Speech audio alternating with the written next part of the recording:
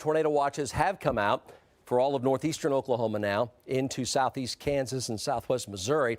So tornado watches for all of southern Oklahoma, nearly all of central Oklahoma, and all of northeastern Oklahoma. This is until 10 o'clock, and this is until later tonight in northeastern Oklahoma. It's just to the east of Perry and over toward Keystone Lake and Tulsa, those new tornado watches. PDS tornado watch here, especially dangerous situation. That was the same watch we had on Monday. Today, less widespread storms, less flooding threat today, but we will have more supercells today with that very large hail threat and the possibility of that PDS tornado watch of long track damaging violent tornadoes. So it's one of those situations again, so kind of dust off your safety plan and be ready to take that action if you need to take that action heading deeper into the afternoon hours. And that would include the entire Oklahoma City metro area until 10 o'clock tonight, that PDS tornado watch. Here's radar, satellite. So basically we have a lot of soup here in Oklahoma City, a lot of thick clouds, no storms yet in Oklahoma City, and supercells down around Geronimo and Lawton. And storms have been going up here in Pottawatomie County and also northwest of Ada, Kanawha, Winnett. These are spinning storms here. They're developing potential mini supercells. They're lifting almost due northward. That's a heads up for you folks in Lincoln County. And they're moving almost due north, as you can see right there. So we're tracking those very carefully with our storm trackers. Also, looks like west central metro, a few building clouds. If we can, let's go to Chris McBee. And we can track Chris McBee here on the west side of the metro. Chris? Yeah, I'm in the Yukon area. I'm still looking to the south. I've got a small little bit of development just here to my south. You can see a little bit of a base, barely even showing up on radar at all. But it's definitely trying to build up into a bit of a tower. So I'm keeping a close eye on it, Mike. I'm also watching this development back in the southwest in Caddo County that may approach I-40. So I'm watching from every direction here in Yukon, Mike. Back to you. The outflow from this first storm. Okay. So again, Chris, tell us your location right now exactly. I-40 and Check Hall Road, looking to the south. And you're looking, we see a base there. How would you describe that base and the towers above it right now? This is for the metro folks, the West Metro. Yeah, give me a second. I can get you a shot looking up here. Definitely have some development up. It's not just terribly high just yet. The base is pretty high as well. So not a real mature storm. Like I said, barely showing up on radar at this time, but it's almost right over my head. So I'm definitely going to keep an eye as this develops, Mike. Okay, that's Chris McBee there over Yukon. He pans up and you see, there you go. So you see the storm tower above it. Pretty crisp. This is what we have to watch out for, you know, pretty crisp. There's a lot of energy in the atmosphere, very soupy outside here in Oklahoma City. So again, this is Yukon. So obviously what appears to be a developing storm. We'll see if it keeps going, but it does have a pretty broad and low and fairly flat base. And that usually means that these things are really thinking about going up. And it sure looks like it's trying to right now. So that's Chris McBee in Yukon. Let's go back over to radar. Got a lot of trackers out today, including the chopper. PDS tornado watch in effect. So there they are right there. Storm now going up southeast side of Kingfisher. And we've got Corey Inman on that. If we have Corey on the Gentner, we can talk to him. He's in between Guthrie and Perry right now. Corey, we're talking about the storm here, the west side of Guthrie. What do you think? Yeah, Mike, I'm just north of that storm looking back to the southwest, and had a little bit of increase in that area there as far as towers go. Nothing that's really defined itself just yet, but we're in the area keeping an eye on it as these storms try to develop and lift off to the northeast, Mike. Okay, that's going to be the report there. Let's go back to radar on this activity going up pretty quickly now between Guthrie and Kingfisher. It'll be lifting up into Logan County from there up towards Stillwater. Not severe yet, but it is going up. Mike Bennett is in the Edmond area right now, the North Metro. We got folks scattered everywhere here. Mike Bennett, what do you have? Okay, Mike, yeah, we're at Arcadia on Route 66 here. And we got just kind of what I had was at Guthrie. We've got a possible storm developing right over our heads. It's not showing up on radar yet, but as I look back to our west of Edmond, which would be over probably the Yukon area, this would be the storm Chris McBee was talking about. And in fact, I'm going to take a little bit of time for the delay, Mike, but I'm going to give you a shot of that. And that's a very, very tall tower going up. It is very, very crisp, and it's a good distance away from us, but it looks like it may have punched through. And another tower just to the south of it. And so anyway, we're out here, Edmond, Highway 66. Keep watching it, Mike. Back to you. Okay, so this is going to be for the Arcadia area looking to the west, the North Metro here, Edmond area, Arcadia. A lot of sunshine's broken through, temperatures in the low to mid 80s outside, and storms are going up now, scattered across the metro. Back to radar here. Let's show that to you. And storms also down in southwestern Oklahoma. Let's go over to Jeremy Carter here. He's on this supercell. Here's Lawton. Looks like this storm's turning a little to the right. So it may head over, kind of meander over here toward Marlow. Supercell, still a tornado possible with it, but no tornado warning. It's got an organized lowering. Do we have his stream? Do we have Jeremy's stream? Okay, he'll be right back with us. Yeah, rotation is picking up pretty quickly now. Rotation coming up pretty quickly. Let's go to Jeremy Carter. Looks like we've got perhaps a funnel cloud here. Jeremy, tell us what you got. Yeah, there's a lot of scud and just cloud matter pulling up into this base. Pretty low at times. And actually, when it started to kind of kick a little bit more to the east, I went ahead and decided to jockey back a little bit to the east and get another advantage of it. I want to be able to have everybody at home a good shot of what's going on. But as far as seeing a funnel, not a funnel yet that I have seen, but I'm watching it. We're watching it very close, Mike. Come back to you. Okay, let's go back over to Max 2, take a closer look. Velocity's jumped up on it.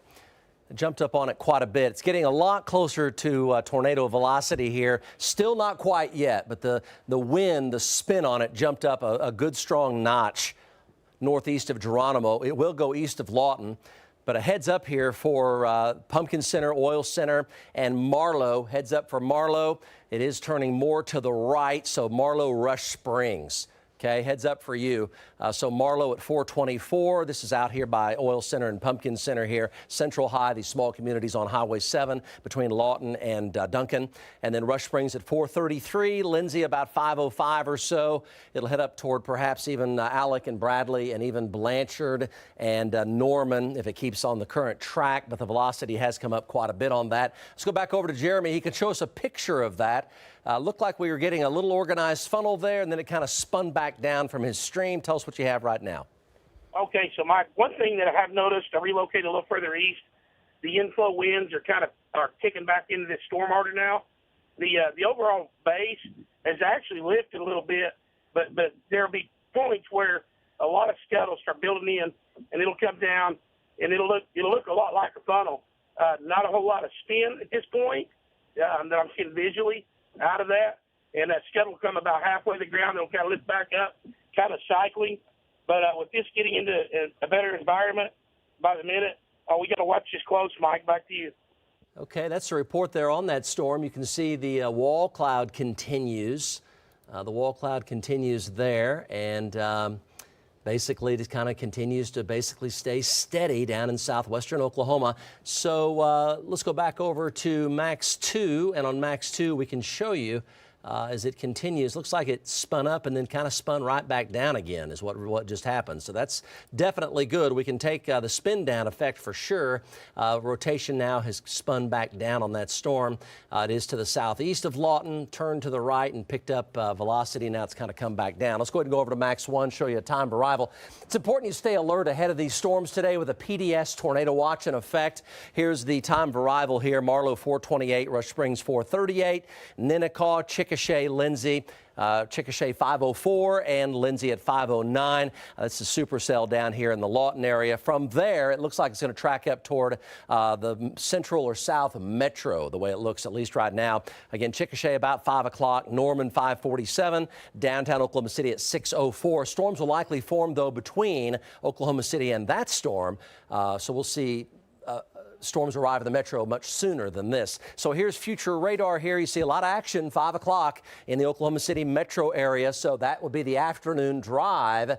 Keep in mind it's going to be a tornado threat, a very large, perhaps giant-size hail threat. Softball-size hail is possible today, and a damaging wind threat. So I'm talking about the afternoon drive in Oklahoma City. So take that into consideration with your planning purposes here. PDS tornado watch in effect. As we head through 9 and 10 o'clock, there'll be a definite movement for the storms up into northern Oklahoma and northeastern Oklahoma by then. So by around 10 to 11 o'clock, we should be quite a bit quieter right here in Oklahoma City. Here's the moderate risk. It is in red. That includes the entire Oklahoma City metro area. Enhanced risk around that. Slight risk in yellow around that for that 80-mile-an-hour wind, 4-inch hail, and tornadic activity. Let's go to Emily Sutton, the Southwest Metro, watching the state of things in the metro. Emily.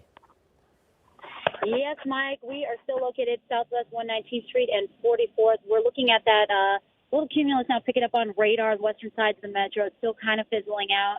Like you said, very concerned about the hail threat for Oklahoma City. I was looking at some of the severe weather indices, and it looks like big-time hail will be a concern with it kind of centered around the metro and east. So, go ahead and be on the safe side, protect your property. Also, I know I've been reminding at all storm seasons that never park underneath an overpass. If there is large hail, it is not a safe place to be. Someone could come up behind you and slam you. So it's better to have a busted windshield than to be hit or perhaps not allow emergency crews to get through. So just safely pull off to the side if your hazard's on, or pull off safely on an exit if you're caught in that situation. But hopefully we're giving you the heads up now. I have the anvil overhead, Mike, from those storms off to the southwest. So we'll be watching those heading towards the metro eventually as well. But like you said, gearing up for it to start popping up possibly around the metro anytime now. Okay, Emily, thanks for that update there. That is for the metro. Let's go back over to Max 1 and let's just show you some developments here, what's happening. So we have supercells that are now pretty quickly intensifying over around Kanawha and Seminole with developing hooks. Now, these are likely going to go severe, and they are supercells with quick developing hooks. So big time heads up for you folks in Seminole. Lifting almost due northward, so we're talking about Castle, Boley, Okemah, Cromwell, I-40 over in Seminole County on the east side of Shawnee. So supercell, this is likely already severe. Look at the hook there, spun up incredibly fast. That's why there's a PDS tornado watch in effect. Yes, for you folks over to the east of the metro here, Seminole County, and also down by Kanawha, another hook forming there. We have storm trackers over to the east of the metro area as well. They're lifting almost due northward, so heads up for Seminole County and for Fusky County, Lincoln County, and Creek County, all right? So definite heads up here. Also some spinning very close to Prague right now. So these may produce tornadoes in a very short period of time. Hook spun up very quickly on the south side of Seminole, moving up into Seminole. So you folks in Seminole, watch that storm very carefully. Look at the storm here going up west of Guthrie. Another supercell here. Let's go to, we have Corey Inman. He's right there on it. Man, that went up like a house on fire. So we got to watch this one. Corey Inman's tracking it. Supercell already, Corey, likely already severe. Yeah, Mike, we're here at I-35 and 51 looking back to the southwest. And that storm just in the last 15 minutes or so has really exploded visually. So we're going to get off on 51 here and make our way to the southwest over towards Mulhall and down towards the Crescent area. Get in front of this thing as it moves off to the north, up here through Payne and Noble County, Mike. So, Corey, tell us your exact location right now, and is it possible to give us a shot of that base? Right now, Mike, I'm at 51 and 35, so we're still a little bit of ways from it. It's kind of hard to make out the base, but the towers just continue to grow here in the last 5 or 10 minutes. Yeah, we don't like the way this is all going here at all, folks, in terms of the number of supercells that are forming very, very rapidly now. So it looks very much like this PDS tornado watch that is coming out is the real deal here.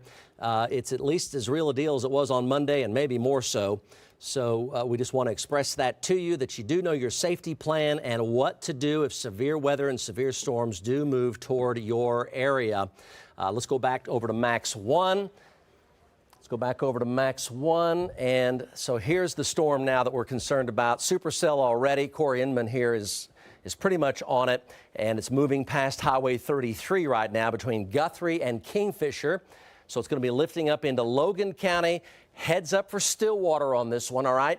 Heads up for Stillwater, Mulhall, Orlando, Lake McMurtry, Lake Carl, Blackwell, Stillwater, Coyle Langston, Stillwater, Lake McMurtry, Lake Carl, Blackwell, Mulhall, Orlando, Crescent, north of Cashion, Lake Lottawada, Cimarron City, west-northwest side of Guthrie, north side of Guthrie. Heads up here, that went up like a house on fire, big time, and that has got already organized rotation with it. Cashion, Mulhall at 438, Orlando 447. I think Mike Bennett's got a shot of that. Mike Bennett, let's see your shot. You're showing that to us a short while ago. Tell us where you are right now. Yeah. Okay, Mike. Yeah, we're actually moving east towards Luther, so we've got north options and south options for this Seminole storm. And looking out my left window, I've got a storm going up here that's probably going to start showing up on radar here shortly. The storm that Corey's on is a little bit to my northwest, but we're going to be in a fairly good position when we get up here and have a north option to jump on it or anything that develops north or south of Highway 66, Mike. Okay, so what Mike Bennett just said, he's over by Luther, and we can see the storms that he's talking about as well that are going up very close to Luther and also west and southwest of Chandler. So keep in mind, you folks, we've got several trackers here to the east as well. You're under a PDS tornado watch also. So we have to make that perfectly clear that it isn't so much necessarily about, western Oklahoma at all. It's really all about central Oklahoma, including Chandler and Stroud and Stillwater and down through all of southern Oklahoma today. Talking about Pauls Valley over toward Ada, Seminole, Oklahoma.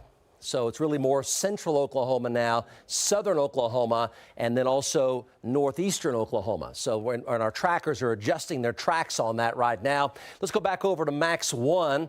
Good call on that, Mike Bennett. So here are the PDS tornado watches here. And folks, there are a lot of them. Northwest Texas, all of southern Oklahoma, all of central Oklahoma, does not include western or northwestern Oklahoma. No watch for you. And most of northern Oklahoma also on the fringe, but not included. So we're talking about Perry eastward and basically Kingfisher eastward and from El Reno eastward through Oklahoma City, and then from Hobart and Lawton and Anadarko eastward. All right, over through Ada, over into eastern and northeastern Oklahoma, including Tulsa and Joplin, Missouri on this May 22nd. So we have severe thunderstorms in southwest Oklahoma, but I can tell you right now, the action is really picking up dramatically in central Oklahoma as we expected. So we're going to show that to you. If you're just joining us, you probably got your kids home from school. That's good. PDS tornado watch in effect here. This is until 10 o'clock tonight. It includes the entire Oklahoma City metro area. 4-inch diameter hail, tornadoes, possibly large, violent, long track tornadoes, PDS tornado watch, just like we had on Monday. That's an especially dangerous situation. And storms are going up very quickly now, right here in central Oklahoma. Let's go back over to Corey Inman. Let's check out this storm west side of Guthrie now with a live update. Corey? Yeah, Mike, coming through the town of Mulhall right now, shooting back to the southwest, and the storm's just kind of holding its own. It went up really fast and almost like it's hitting the cap there, and it's just kind of maintaining itself off to the southwest. It's pretty hazy back here southwest of Mulhall, but starting to be able to make out the base just a little bit. We're going to get a couple more miles here to the southwest, and we should have a pretty good visual of it, Mike. Okay, Corey is literally going to be just moments away from that storm. Let's go back to radar here. We're going to go to Max 2 occasionally as well. Here's 1.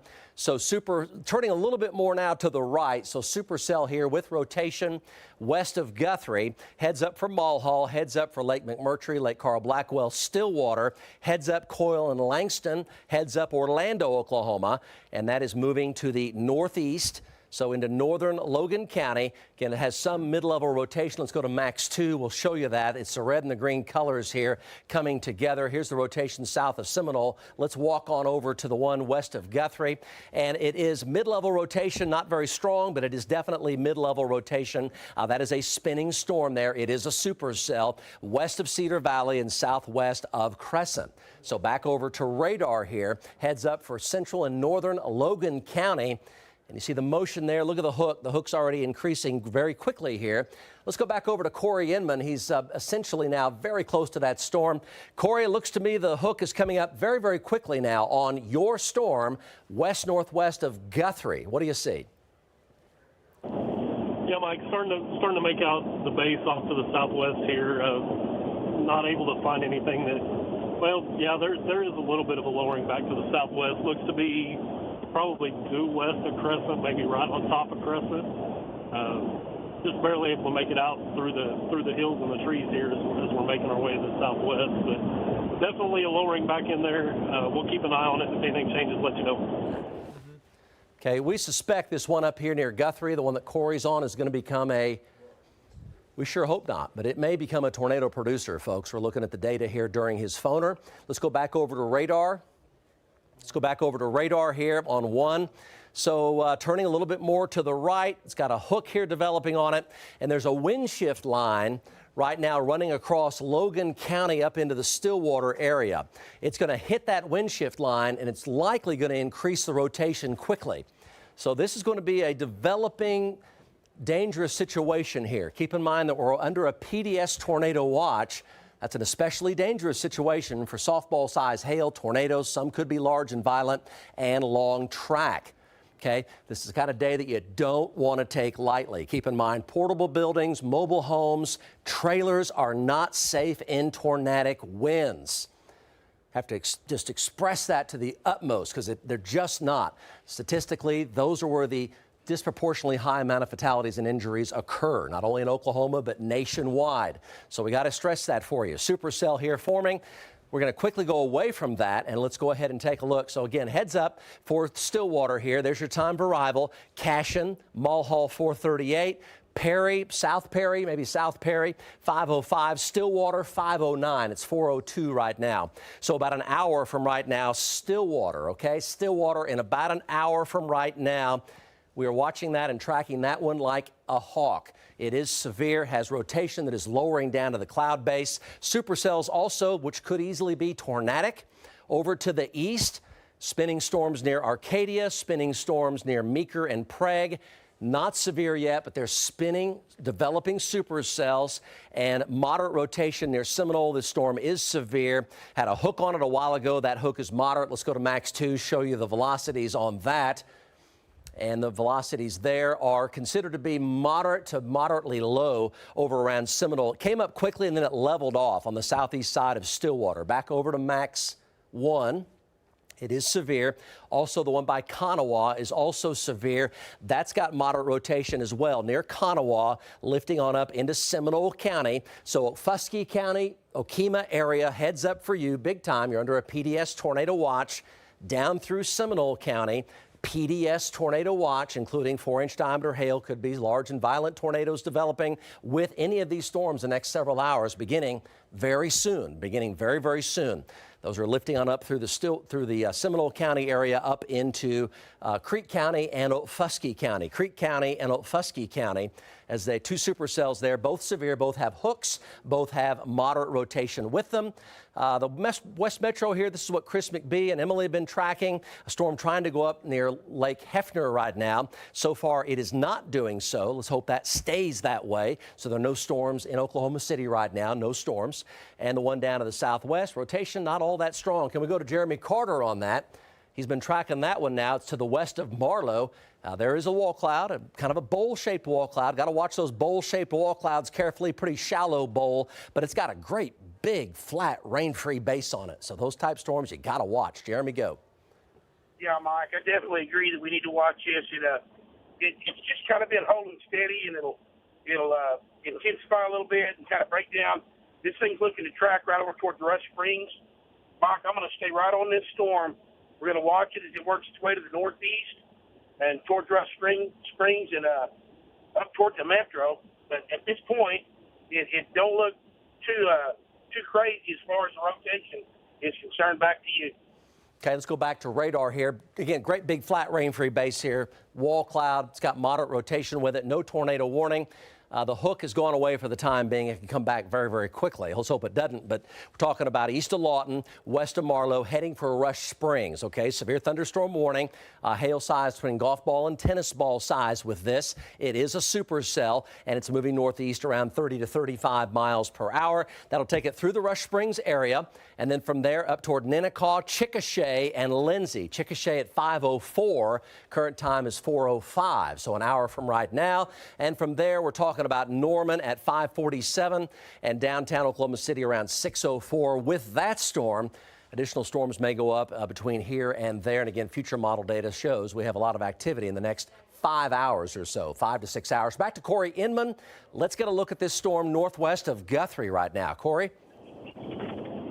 Yeah, Mike, we're out with the mall here between Mulhall and Crescent, looking back to the south. So here's your, go ahead, Corey. Cell service out there a little sketchy out there to the northwest of Guthrie. He's very close now to that supercell, continues to develop a hook, and looks to be a formidable storm for you folks around Crescent, Mulhall, and Stillwater and Orlando.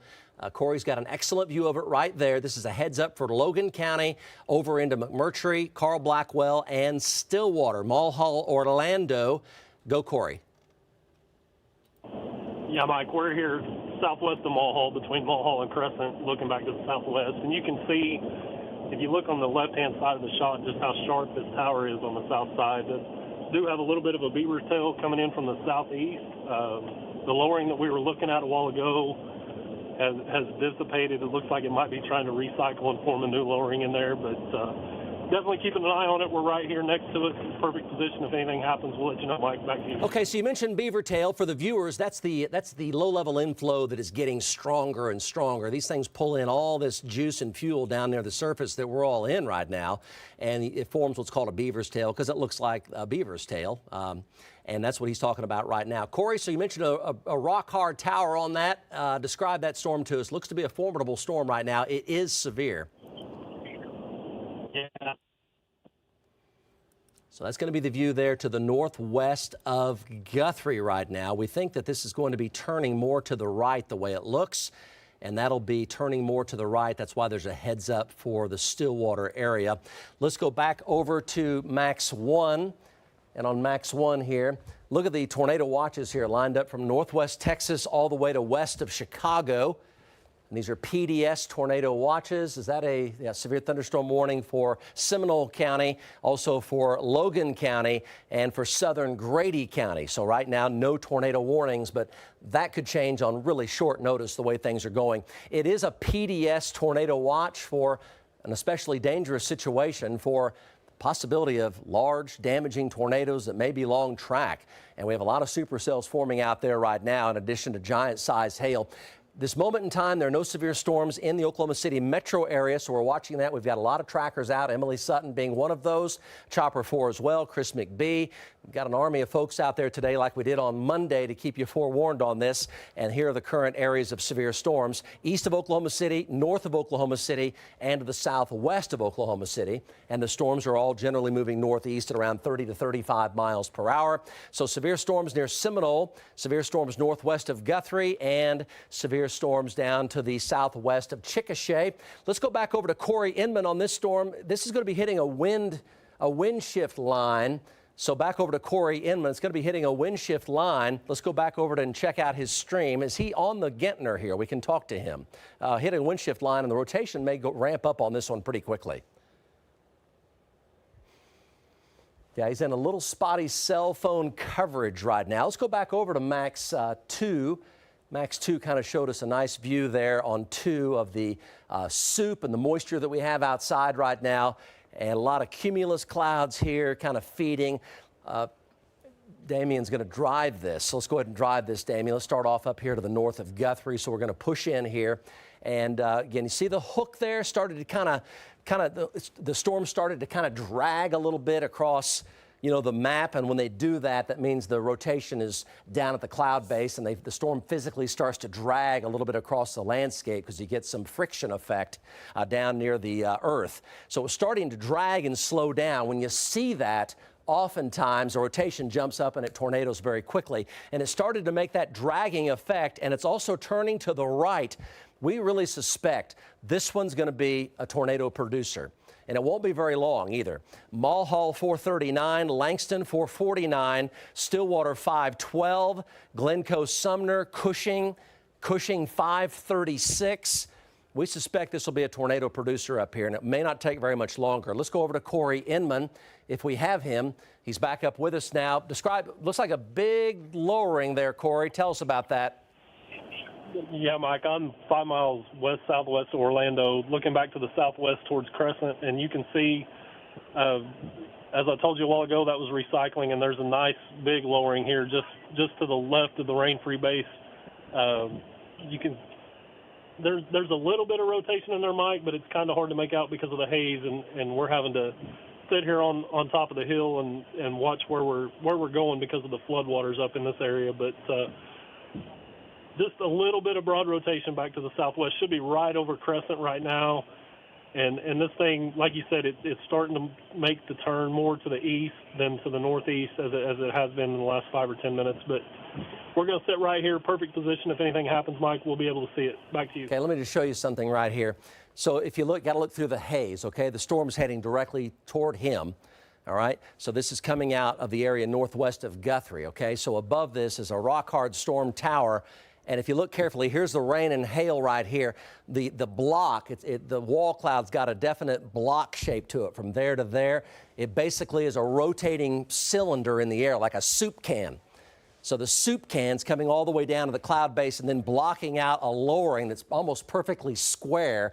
That shows that rotation is firm and blocking out a wall cloud here that is large and getting lower. These are the kind of storms you got to watch very carefully. That's an impressive looking wall cloud. Again, rock hard tower above it. You can see the flank of the tower going up right there. So this is a large wall cloud that is a block shaped wall cloud. And as soon as we get scud developing below it, if we do, that's going to be an immediate problem. So let's show you where that is, going over to Max 1. And this is going to be on Max 1 here. This is going to be in Logan County. And the rotation here now has jumped. It looks like there's two areas of rotation, one near Crescent. The back rotation's weakening. The one near Crescent is rapidly enhancing. Let's go to velocities here for the Crescent area. Let's look at the velocities. Looks like these velocities are hitting this wind shift line. So let's push in on Max 2 and look at the velocities over Crescent, Oklahoma. Yeah, so the wall cloud has jumped. It's jumped up toward the wind shift line is what it's done, and it's picking up velocities very quickly. So right over Crescent. So again, we strongly suspect this is going to be a tornado producer. Mulhall, talking about Mulhall. I-35 north of Guthrie. Orlando, Stillwater, Lake McMurtry, Lake Carl Blackwell. This one's coming up very, very fast now. Let's go back to Corey Inman. Corey, the mesocyclone jumped up to the wind shift line, much, much closer to your location. Should see dramatic changes in this literally moments away. Heads up for you folks in Mulhall and Stillwater. Go, Corey.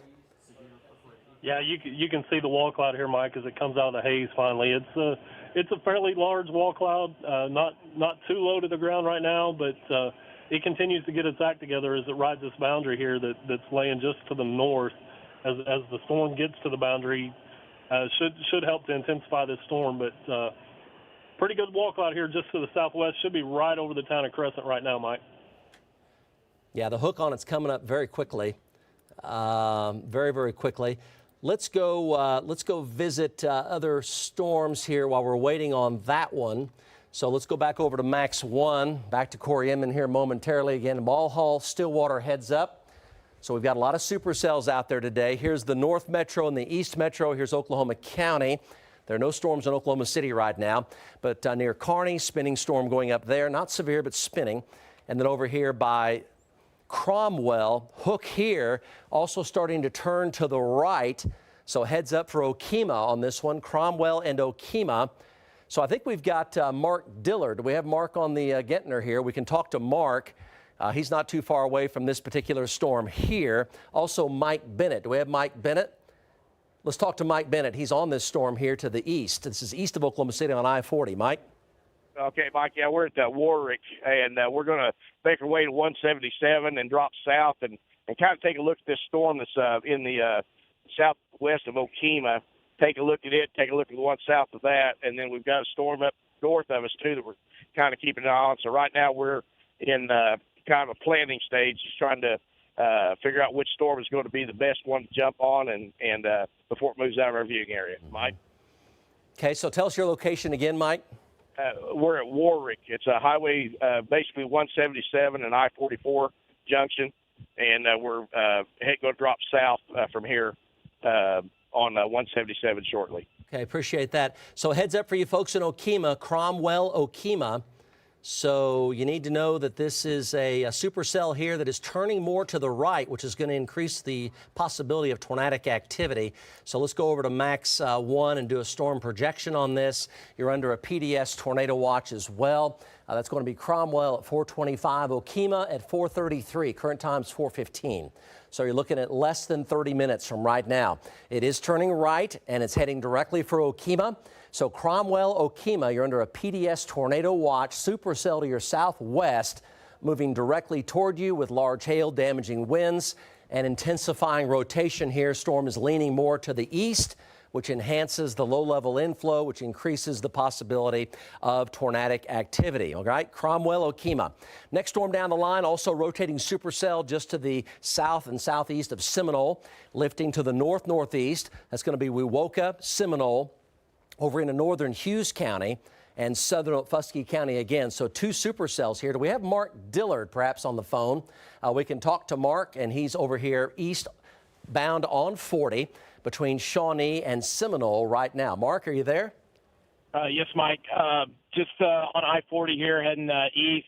Going to take a look at those storms. You can kind of see a little bit of structure through the haze here. Not very well defined, but on radar, of course, you can tell what it looks like.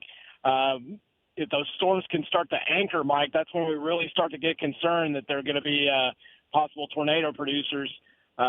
Just showing that the rotation's starting to pick up and they're starting to really to anchor down and possibly be able to produce funnels. So we'll keep heading a little further.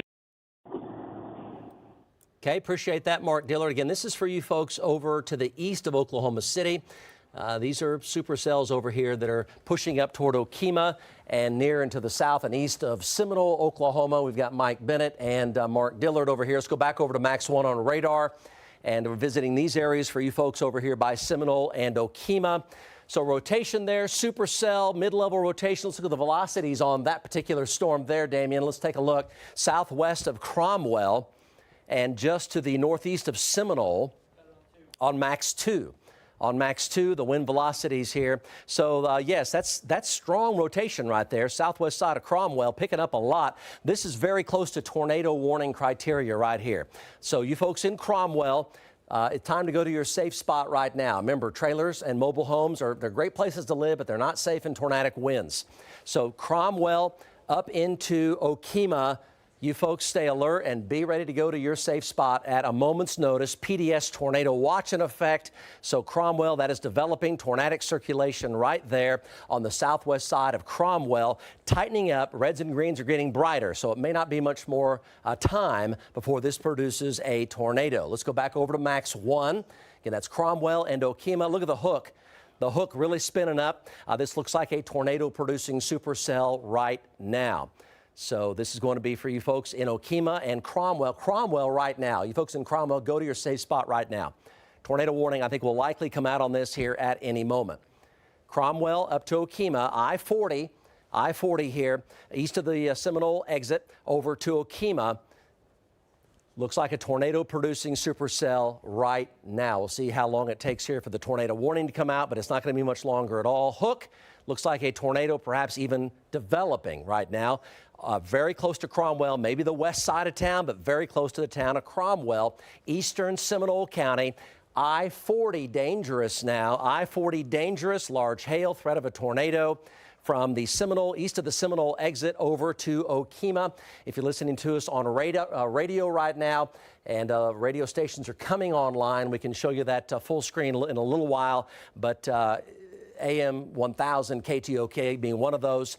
Cromwell to Okemah looks to be a tornado-producing supercell at any moment. Let's go back over quickly, check with Mark Dillard on this. Mark, quickly an update from you. You're not too far away from that. What do you have? Yes, Mike, just seeing that structure there from my vantage point. I can't make out anything toward the ground, of course, just too much haze. But as you were saying, as it gets closer to the I-40 corridor, that's your real area of concern there. Back to you. Okay, appreciate that. Nice quick update from Mark. Let's go back over to radar, and let's look at the velocities again on Max 2 on this. Again, it's now developing a strong hook, and the red and the green now practically what we call gate to gate, meaning the red and the green, the opposite winds blowing in a spin, are right next to each other. So we're looking at what we call gate-to-gate shear. It's now developing. That is a developing tornado now on the southwest side of Cromwell. So Cromwell, you should not be in your trailer. You should not be in a mobile home, a portable building. should not be there. Should be in a more substantial shelter, storm cellar, basement. Substantial shelter, interior closet or bathroom away from windows. That rotation quite strong now on the western sides of Cromwell. Immediately right now over to I-40, up to I-40 and then into Okemah. So tornado safe spot here. That is a serious situation there. Let's go back over to Max 1. Back over to Max 1. Let's go ahead and take a look. Look at the hook there, completely wrapped around like a scorpion tail. So it's got a stinger on it now coming into the rotation, and that is essentially a developing tornado. Dangerous storm right there. Cromwell to Okemah, and then back down west of Wewoka. Another supercell there to the west of Wewoka has moderate rotation with it. Doesn't appear to be tornado right now, but it is severe and it is spinning and rotating, that storm. It is a supercell. Okay, so here's Oklahoma County. Still no storms in Oklahoma City. That's good. And then down to the southwest, supercell continues northwest of Marlow. Quick update here from Jeremy Carter on this one. Jeremy? Yeah, Mike, I've been watching this thing. It's pretty much just kind of keeping itself together good. Every once in a while, the wall cloud will tighten up. It'll look like it's fixing to get it tight together, and then it'll break apart. But we're getting pretty close to, I would say I'm southwest of Rush Springs, between Funk and Center and Rush Springs. We're watching this close. As it gets closer to Rush Springs, if anything happens, we'll be right here watching it. Back to you, Mike. Why it's doing that? I don't. Jeremy, appreciate that. Let's go back over to radar here on Max 1. So we're basically addressing multiple supercells here. A PDS tornado watch is in effect for the possibility of large, damaging, long-track tornadoes today. Central, southern, and eastern Oklahoma. And also K County has been included now in that PDS tornado watch. Conditions favorable for severe weather. Another storm out there west of Cache. Not doing too much, but it has gone up. There's your storm there northwest of Marlow. It's been spinning and spinning and spinning. It doesn't appear to be an immediate tornado producer, but it is traveling over toward Marlow and Rush Springs at 438. Chickasha at 504. That's an update for you folks in Grady County. Still spinning, but doesn't appear to be especially dangerous as far as tornadoes right now. It's got a wall cloud on it still. Chickasha around 5 o'clock, and then the Norman area by around 547. And future model data still. Okay, tornado warning now coming for Cromwell. Let's go back over to Max 2. Let's take a look at Cromwell. Again, Cromwell, you should be in your tornado safe spot. Tornado warning coming out for Cromwell. Looks to be on the west and north side of Cromwell, but it's very close. So Cromwell over to Okemah. Tornado warning now coming out for you. West and North Cromwell, folks in Cromwell, safe spot right now, and it's pretty much red line, center line for Okemah. Red line, center line for Okemah. Okemah there at 444, so 423 right now, 20 minutes away. 20 minutes away from Okemah. Tornado warning now in effect for you. Been really keying on this storm for quite some time. So Cromwell right now, 20 minutes away, Okemah, and then over to Clearview to the east of Okemah there, and then over to Mulgee County after that. So let's go back over to, let's go to Corey Inman. Look at the storm up here to the southwest of Stillwater right now. Little scud forming here. Corey, what do you see? What's been the trend here the past 10 minutes? Yeah, Mike, we're still here 5 southwest of Mulhall, looking back to the southwest, and you can see the scud starting to form under this area that's had the off and on lowering with it. We get a lowering and it'll form up and then fall apart, and now we're trying to get another one recycled here. It's done that 3 or 4 times, which it's just that's an indication that it's trying to get its act together, and as it moves further to the northeast, we should see some further development here. But as I pan the camera to the left, you can see a couple of areas or to the right, I'm sorry, a couple of areas of scud trying to pull in, and we've got 2 different areas trying to form lowerings here. It's just going to be which one takes over and is the most dominant location, Mike. Okay, so describe to us the change in that scud that we see right there that continues to develop. What do you think about that? That right there, Mike, is in the last couple of minutes has formed up there right above the ground, and you can see it starting to pull into the mesocyclone there. So probably going to have another lowering form right here in front of us in just any time, Mike. Okay, it definitely is changing shape quickly right there, and that's got still some moderate rotation with it. It hasn't ramped up any further than that. although conditions ahead of that storm are favorable for tornadoes. Again, tornado warning for Cromwell. Looks to have gone just to the north of town. Folks, it's red line, center line for Okemah, okay? Can't express to you enough, red line, center line for tornado in Okemah, Oklahoma. That is exactly where that storm to the east is tracking.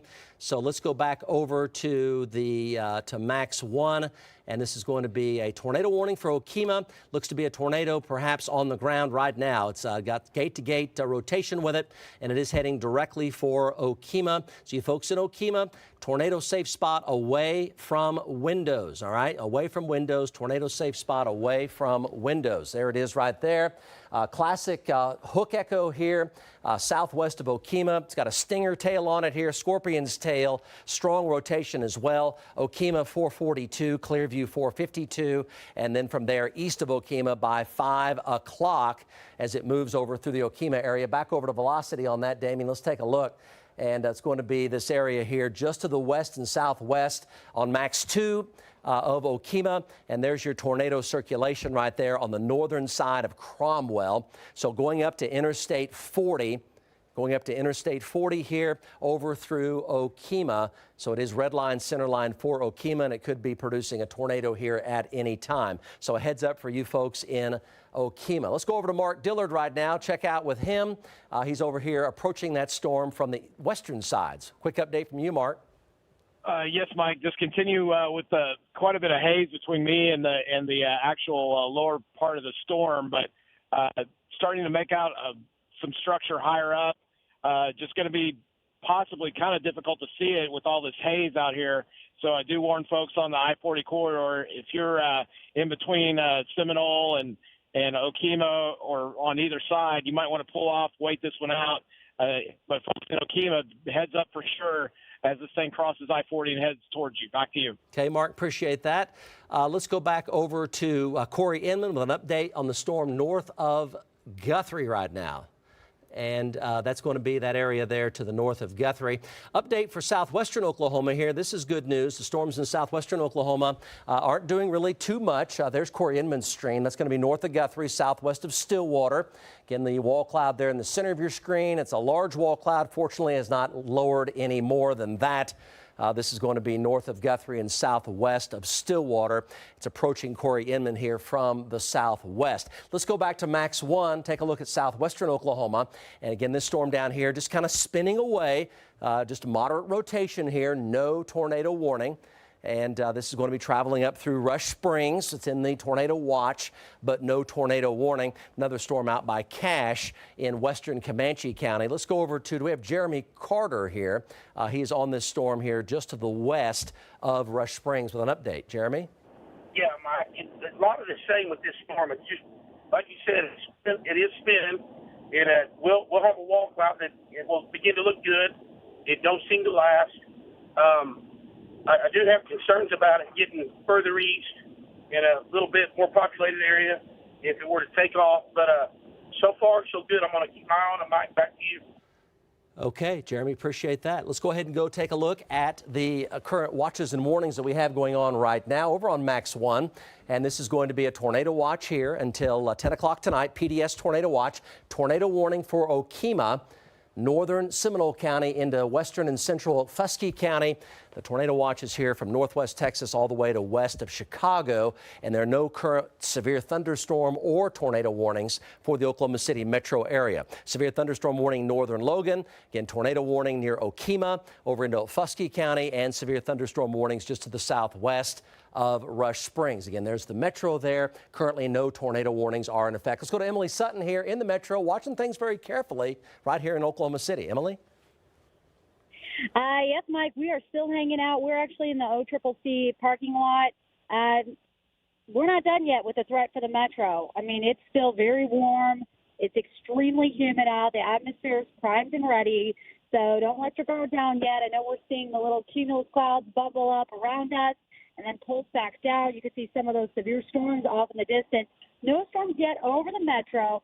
Still a growing concern, though, that they could go up any time now. And, of course, the peak evening commute is coming up, and there is going to be a big-time hail threat should any of these form around the metro. So we're kind of just hanging out here, waiting, monitoring. We don't want to go too far so that if anything does sprout up in this area, we can track it and keep you forewarned. Mike? Okay, that's excellent report there for the metro folks. You're curious about the metro area. Let's go back over to the tornado warning over for Okemah on Max 1.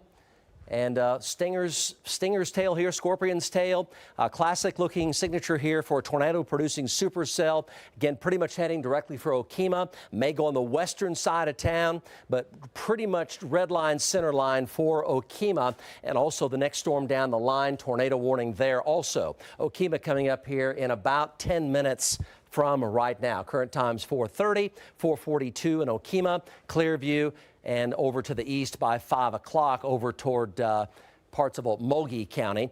Next storm down the line, also tornado warning here. This is northwest of Wewoka. Northwest of Wewoka, tracking up into Okfuskee County also. Tornado warning here, just on the eastern side of Seminole, but not by very much. Eastern side of Seminole, so Seminole County up into far northern Hughes County, up into Okfuskee County. So that's a tornado warning there and a tornado warning for Okemah. Motion there is going to take that up into Okfuskee County as well. Eastern side of Seminole right now. Let's go back over to Corey Inman. Corey Inman's tracking this storm up around North Guthrie right now. Still a big wall cloud with a bit more of a lowering. As of yet, no tornado warning here, but it does have a large mesocyclone with it. Corey? Yeah, Mike, you can see this lowering's really started to get its act together here in the last few minutes, and starting to get quite a bit of rotation here. Like I said, the more this gets organized, the stronger the rotation's gotten in the last 5 minutes or so. So this is just to our southwest, going to track right over the top of us, Mike, and then up towards the Mulhole area. But rotation's definitely on the increase here. Back to you. Okay, Chopper 4 arriving on that storm right now as well. Control room here, let's talk about that as soon as they arrive on the scene. It won't be very much longer for the area north of Guthrie and southwest of Stillwater. So let's go back over to Max 1. Again, rotation definitely picking up there. This is Mulhall, Stillwater, Lake McMurtry, Lake Carl, Blackwell. So northern Logan County over into western Payne County, southern Noble County. Could go as far north as just south and east of Perry. So this storm supercell here, rotation is coming up, and you're talking about Orlando here in about 10 minutes from now. Stillwater at 5:14, Sumner, Glencoe at 5:31. Let's go back over to Corey Inman. Update on that storm once again. Rotation is coming back up in it now. Big wall cloud here with a lowering right smack in the middle of it. Yeah, Mike, that's maybe a mile and a half just to the southwest of me. And like I said, the rotation's picked up dramatically here in the last 5 minutes, but haven't had any funnels or anything that looks like we're going to have a tornado at any time. But this thing's continuing to get better organized and continues to strengthen, and the rotation continues to increase as well. Okay, we want to definitely stay here. Tornado on the ground near and north of Cromwell, Oklahoma. Tornado on the ground now, approaching I-40, folks, so a dangerous situation there. I-40, tornado on the ground near Cromwell, Oklahoma. Again, this is not that particular storm, another supercell here. Rotation is increasing west of Stillwater, and the scud tags here getting more ragged here. Has a very large mesocyclone with it, and this is going to be heading in through northern Logan County, southern Noble County, and western Payne County. So Morrison, you folks in Morrison, stay alert for this as well.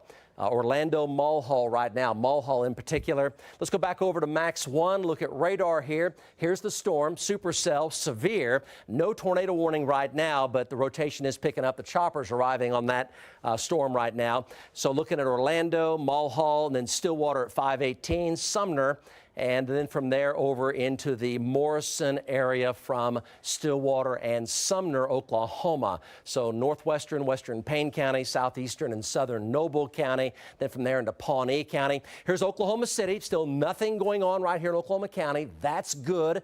So if you live in Edmond or Midwest City or Del City or Bethany or War Acres, Moore or Norman, we're in good shape here. No storms in Oklahoma City. To the east, tornado on the ground southwest of Okemah, very close to Interstate 40 right now. In fact, it's right over I-40. Tornado on the ground north of Cromwell, Oklahoma on Interstate 40. So you folks in Okemah, immediate tornado precautions. You're under a tornado warning.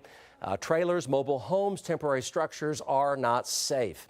We're under a PDS tornado watch. Tornadoes could be of the higher end intensity and strength today. And there is a tornado on the ground now north of Cromwell, very close to Interstate 40. And that is going to be east of Oklahoma City, east of Shawnee. On the ground there, turning more to the right. So we hope that this will not directly affect Okemah, but right now it is heading directly into Okemah. And this is going to be 4:42, current time's 4:35. So 7 minutes from right now, Okemah. 4:42, and then from there northeastward from there, tornado warning will continue. Another tornado warning northwest of Wewoka right now, eastern sides of Seminole. That'll also track into Fusky County near and to the south of Okemah. So you could be under a second tornado threat in Okemah. Tornado warning there, and it goes right up into Okemah for that second storm down the line. Let's go to Mark Dillard here, tracking the storms eastward here from the metro. Mark? Yes, Mike. Still very, very hazy now. You can tell just by the screen. The haze is just completely filled in between me and the storm there. We're trying to make some progress toward. Again, I can only stress to folks along the I-40 corridor, you've got basically two storms coming at you. Okemah, you don't have much more time left before that lead storm gets to you, so just take your tornado precautions. We should be arriving on scene in just a few minutes. Mike, back to you. Okay, let's go to Chopper 4 north of Guthrie now, looking at this wall cloud approaching Stillwater from the west. Go, Mason Dunn. Yeah, Mike, we're just on the northwest side of Guthrie, headed to the north, doing about 140 miles an hour right now. So got a pretty good tailwind. We are on our way to this storm that'll be approaching Stillwater. So we should be there in about 5 minutes. Mike, back to you. Okay, the rotation on that storm is coming up very quickly now. Let's go back over to Corey Inman. Corey, almost going to tornado strength rotation near Mulhall. Near Mulhall, what do you have? Corey is near Mulhall right now, and the rotation coming up very, very quickly in the immediate Mulhall area. And again, folks, that is heading for Stillwater, Lake McMurtry, and Lake Carl Blackwells, where that is heading coming up. It's moving pretty quickly, so it will not take very much time at all. So that's a heads up for Lake McMurtry, Highway 51, Lake Carl Blackwell, and Stillwater, Oklahoma. Heads up for you. Rotation is coming up very quickly now in that immediate area to your west, moving directly toward you. Let's go back to Corey Inman here live. Corey? Yeah, Mike, we're having to reposition back to the east here. It was coming right over us. The wall cloud that we were watching there, it kind of leveled off and started to fall apart. And as we were having to reposition, it was starting to reorganize again. But still some rotation here about 5 miles to the southwest of Mulhall. Not quite as intense as what it was the last time we talked to you, but definitely still there. And it's, like I said, it's trying to recycle again. So this thing's just going to continue to intensify as it moves to the east-northeast, Mike. Okay. So let's go back over to the chopper here and take a look at the storm. Take that full. And again, heads up for you folks in Stillwater, Lake McMurtry, Lake Carl Blackwell. Chopper here coming up on the wall cloud right now, quite low. And also notice there's kind of two areas here. Mason, watch this area. Watch this wall cloud over here on the right-hand side. All right? The right-hand side of your screen. Okay. Watch this one very carefully. Looks like you've got a double wall cloud structure here. The one to the right may be the one that takes over, but you've got two wall clouds here. Man, look at the haze. Look at the thickness of the air. Folks, this is a dangerous storm, and I can tell you the velocities are coming up very quickly on the storm now west of Stillwater, tracking towards Stillwater. Tell us what you have, Mason. They're going to issue tornado warning. Yeah, Mike, we're just arriving on the scene here. As you can see, we got two wall clouds. This one's just to the north of us, as I'm going to have to make a turn here. But we are just east of Highway 74 and 74C here, just on the north side of the Cimarron River, looking to the north. So we're right up here with it. And tornado warning now for Mulhall and Western Payne County on this storm right here. Tornado warning coming out right now. Northern Logan into much of Western Payne County. Tornado warning here. And this is going to be very close to Stillwater up toward Morrison. All right. Stillwater Airport, Lake McMurtry, Lake Carl Blackwell. Tornado warning. Mason, again, it may be this more to the right. Yeah, that one right there. Also, Corey Inman is there looking at it live as well. Tornado warning now on this storm. Go, Mason. Yeah, Mike, we're right up here with it. Looks like we got some broad rotation with the wall cloud on the bottom and that other darker wall cloud behind it, which is kind of odd. But we're watching this one right here. I'm looking at it very closely, and we do have some rotation in the bottom there, Mike. So I am just north of Guthrie, north of the Cimarron River, looking to the north.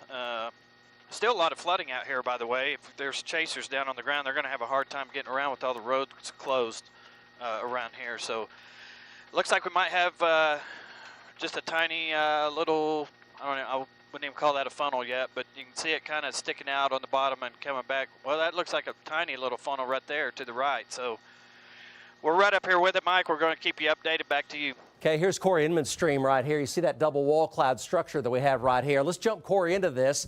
Corey, you're looking right at it. Sirens are going off up here. Tornado warning now in effect. Mulhall, I-35, west of Stillwater, the Highway 51 corridor, all right, at the 3551 junction. Tornado warning in effect. Mulhall, west and north Stillwater for now. Stillwater proper, like the campus, is on the edge of the tornado warning, all right? On the edge of it. That could change. So we're talking about McMurtry, Carl Blackwell, the Stillwater Airport, tornado warning, west, north Stillwater, tornado warning, up toward Morrison, Oklahoma. If it turns right, Stillwater could still be in the direct path. Corey Inman here live, chopper there as well. Corey, go. Yeah, Mike, you're looking at, like you said, there's two wall clouds here. The one on the left side of the road is where the most dominant and strongest rotation is located right now. This is maybe a half a mile to a mile directly in front of us. What Mason was talking about, that was actually an area where it was pulling scud in and wrapping it around the north side of the wall cloud here. So the rotation right here over the road directly in front of us is really intense right now, Mike.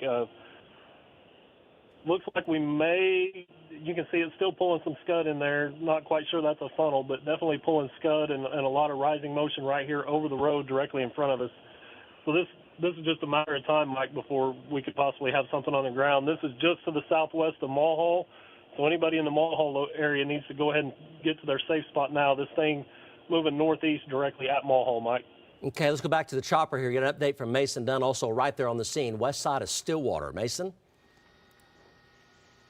Yeah, Mike, we're right up here with it. I'm looking, you can see the wall cloud from what Travis is showing you, but up above it, it is really getting after it. So, and I'm looking at the wall cloud below, and it is slowly starting to rotate a little faster. So there's a reason there's a tornado warning on this. We're right up here with it, just looking to the north.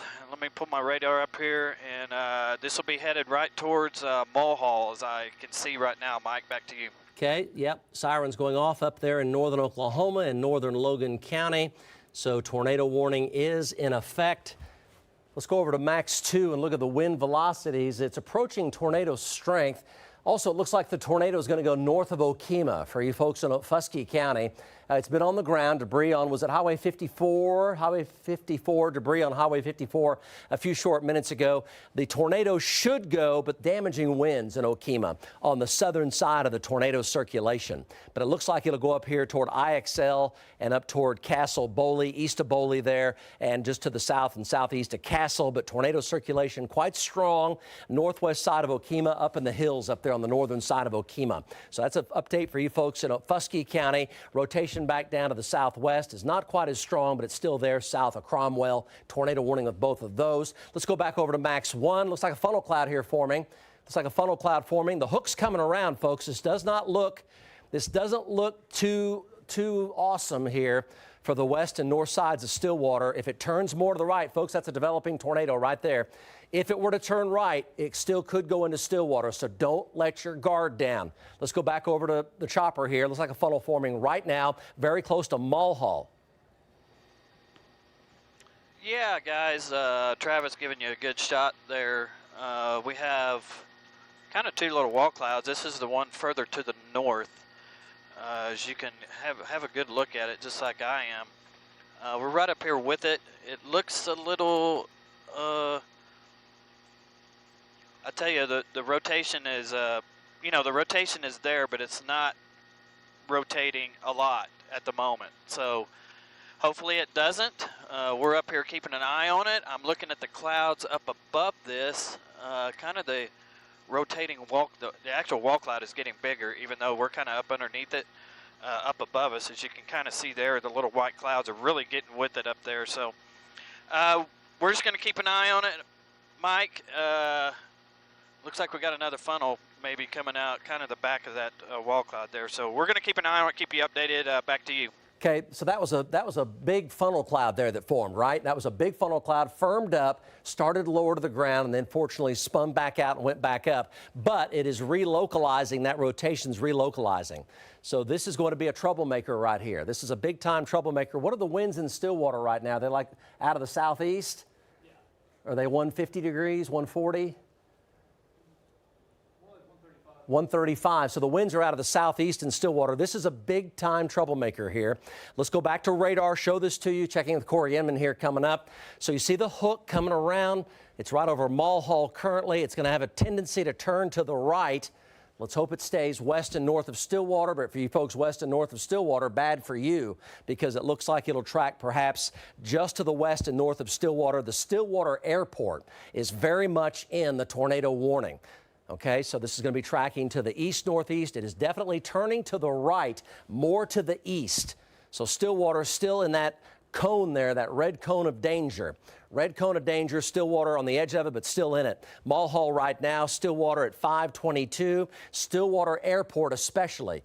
With the winds here more favorable for tornadoes over into the Stillwater area.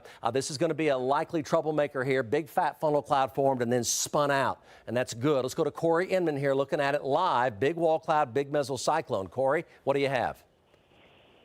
Yeah, Mike, I'm just south of Mulhall here on 77. The wall cloud is still back to the west of 77, just a mile or so to the west of Mulhall.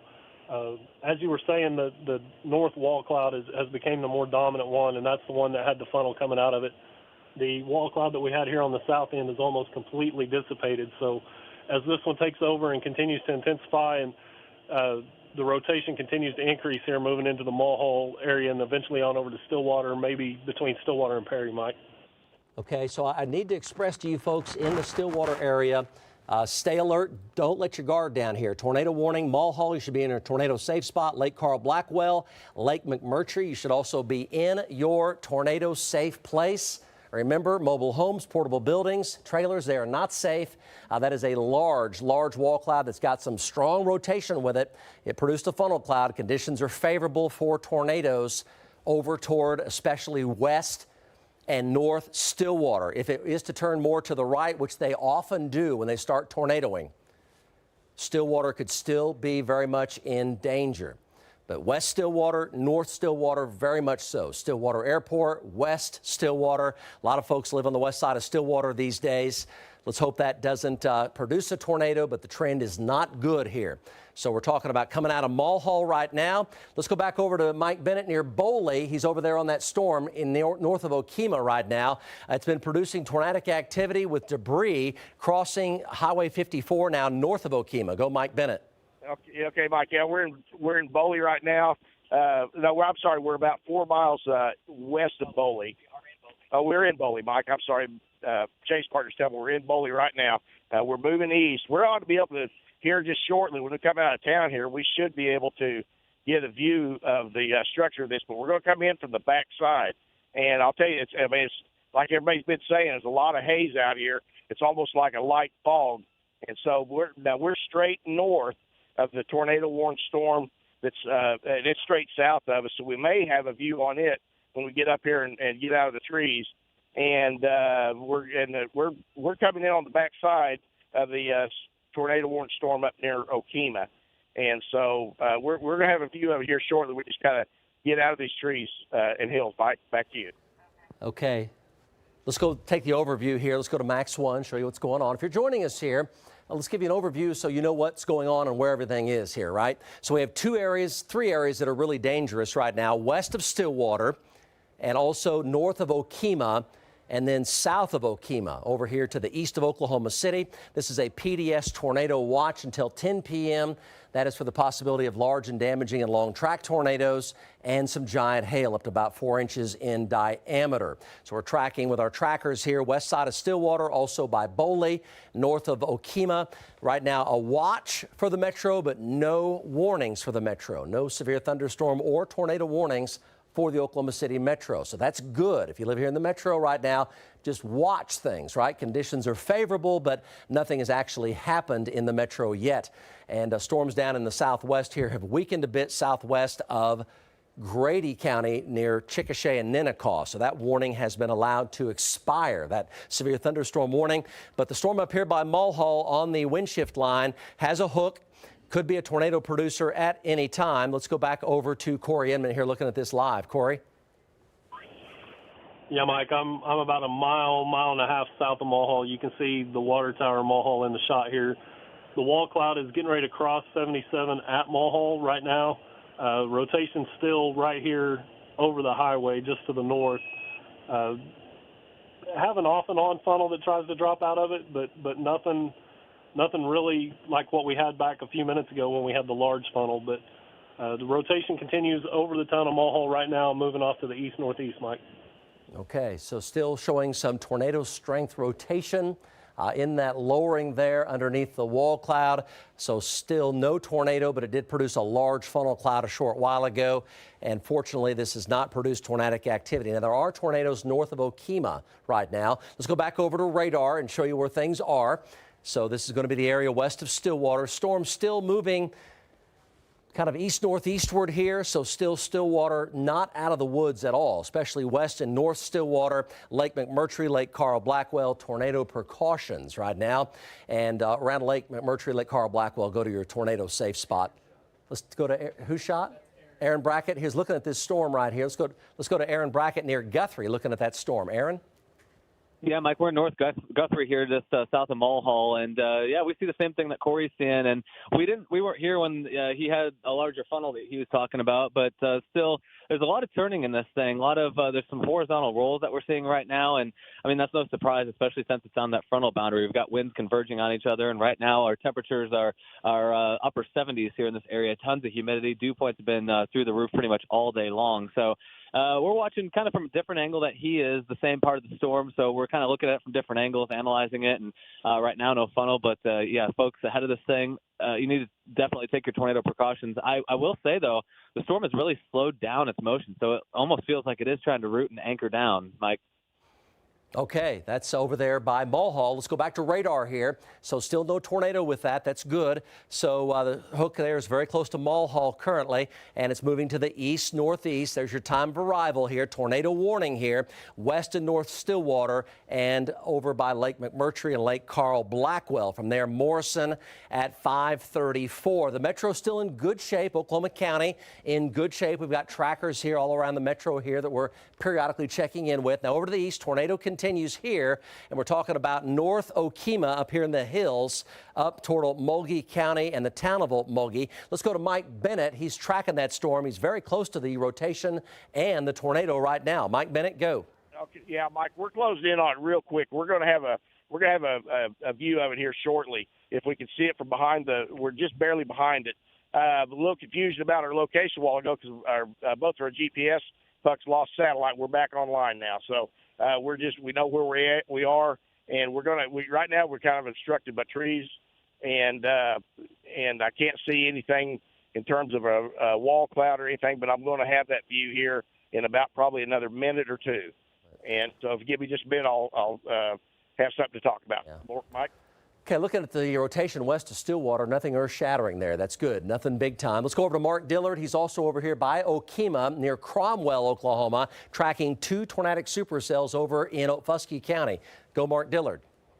Yes, Mike. In the Cromwell now. Going to keep our eye on that southern circulation, still tornado warned, basically toward the Bearden area. So we're fighting a little bit of rain here, so we're going to hook into it and come right in. Either right ahead of it or right behind it. I'm looking for some damage from that earlier tornado that crossed near Cromwell as well. So we come across a damage path or anything, Mike, I'll let you know. But right now, just heavy rain coming down at Cromwell as we're about to hook up with this southern circulation. Back to you. Tornado warning near Cromwell. Cromwell tornado warning canceled near Cromwell. So that tornado warning has been canceled. Basically, the tornadic storm now north of Okemah. Let's go back over to Mike Bennett. He's on that right now, north of Okemah with a continued tornado. Go, Mike Bennett. It should. Hopefully, it'll come back here closer to Okemah. Go, Mike Bennett. You're on. Also, the rotation west of Stillwater continues to weaken. That's really good news. Really good news. West of Stillwater, that rotation continues to weaken. Let's go to the chopper here and talk about it. We're not seeing tornado circulation here. Still a wall cloud, but the storm is actually shrinking in size and the spin is coming down. Sometimes when they shrink down and go down to nothing, they'll produce a rope tornado. So we're not out of the woods on this. Still kind of has a block look to it.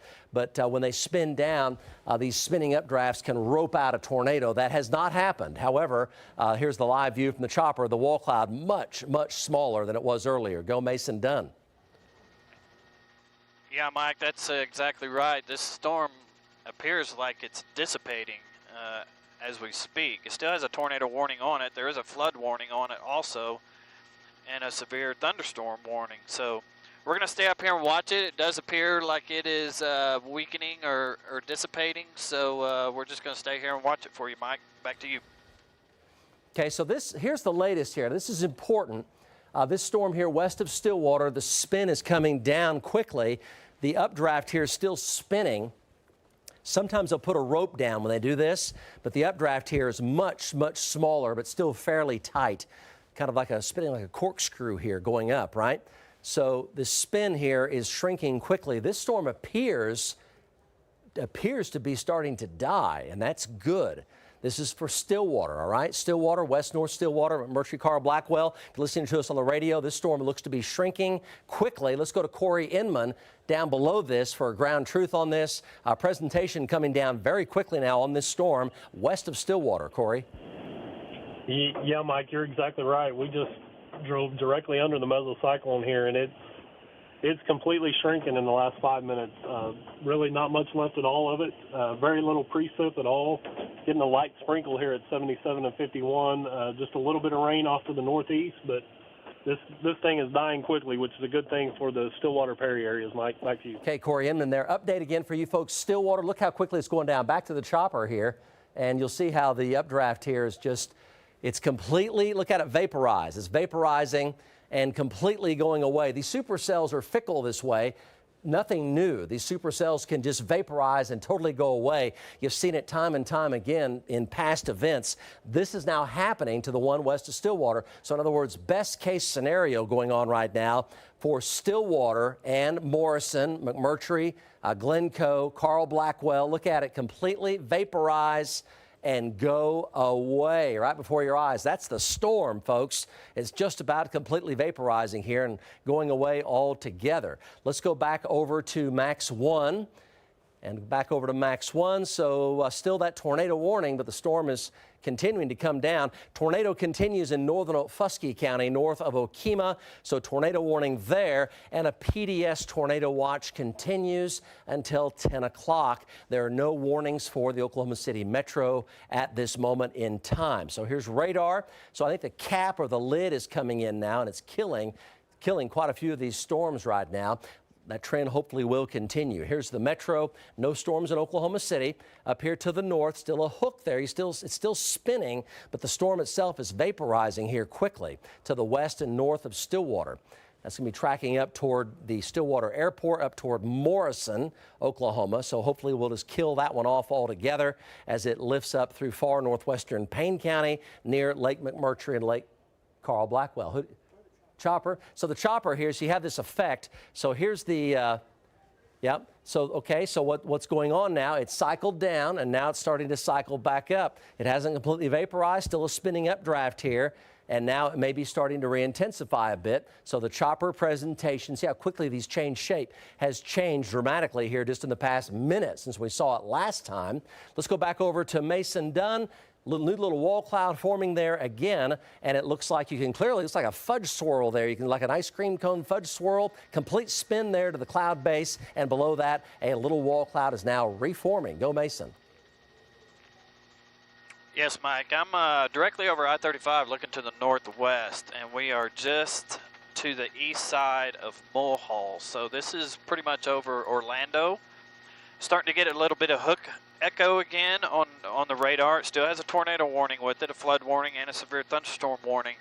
But it's just cycling up and down right now. You saw a little wall cloud come down. Now it looks like it's going back up. So we're going to stay here with this one since it is heading towards, you know, it's over Orlando. It's going to pass to the west of Stillwater and to the east of Perry, looks like. So we're going to stay up here with it, Mike, and keep you updated. Back to you. Mason, pan to the right. Pan over to the right. It is cycling, and there's going to be perhaps a new lowering forming over here to the right. So we've got to watch this area here. Pan a little bit more to the right. There's the rear flank downdraft coming into a spin right there. There's a new lowering forming right there. That's going to be ahead of the back lowering. Let's go to Corey Inman and look at that. Again, the storm ramped down, then it steadied off, and then it's ramping back up again. So Corey Inman, looks like we've got a new mesocyclone forming upstream from that back spinning updraft with that little wall cloud. Can you verify that? Yeah, Mike, you should have it in the shot here. I'm just east of I-35 on Highway 51. This thing is pretty much right over the top of I-35, maybe just a little bit back to the west right now. But, yeah, definitely a new wall cloud is formed right here on the southern end of this thing. There is a little bit of rotation right here directly in front of us. You can see it in the shot. Actually, the rotation right here is really, it's starting to pick up just a little bit, Mike. So, yeah, this thing definitely going through a cycling phase and new wall cloud here crossing I-35 right now. Okay, what do you see up to the northeast? Also, we'll check with the chopper here. Mason, if you can, let's jump on up a little bit to the northeast, up to the north of the, right, very close to the Stillwater Airport. Mason Dunn, let's go ahead and kind of jump up a little bit more toward the Stillwater Airport. Let's go back to the chopper here and kind of make that transition. There's the very back wall cloud, which is pretty much over there by Highway 51. Let's go back over to the chopper here. And this new area rotation here is going to be a little bit closer to the north Stillwater Airport area.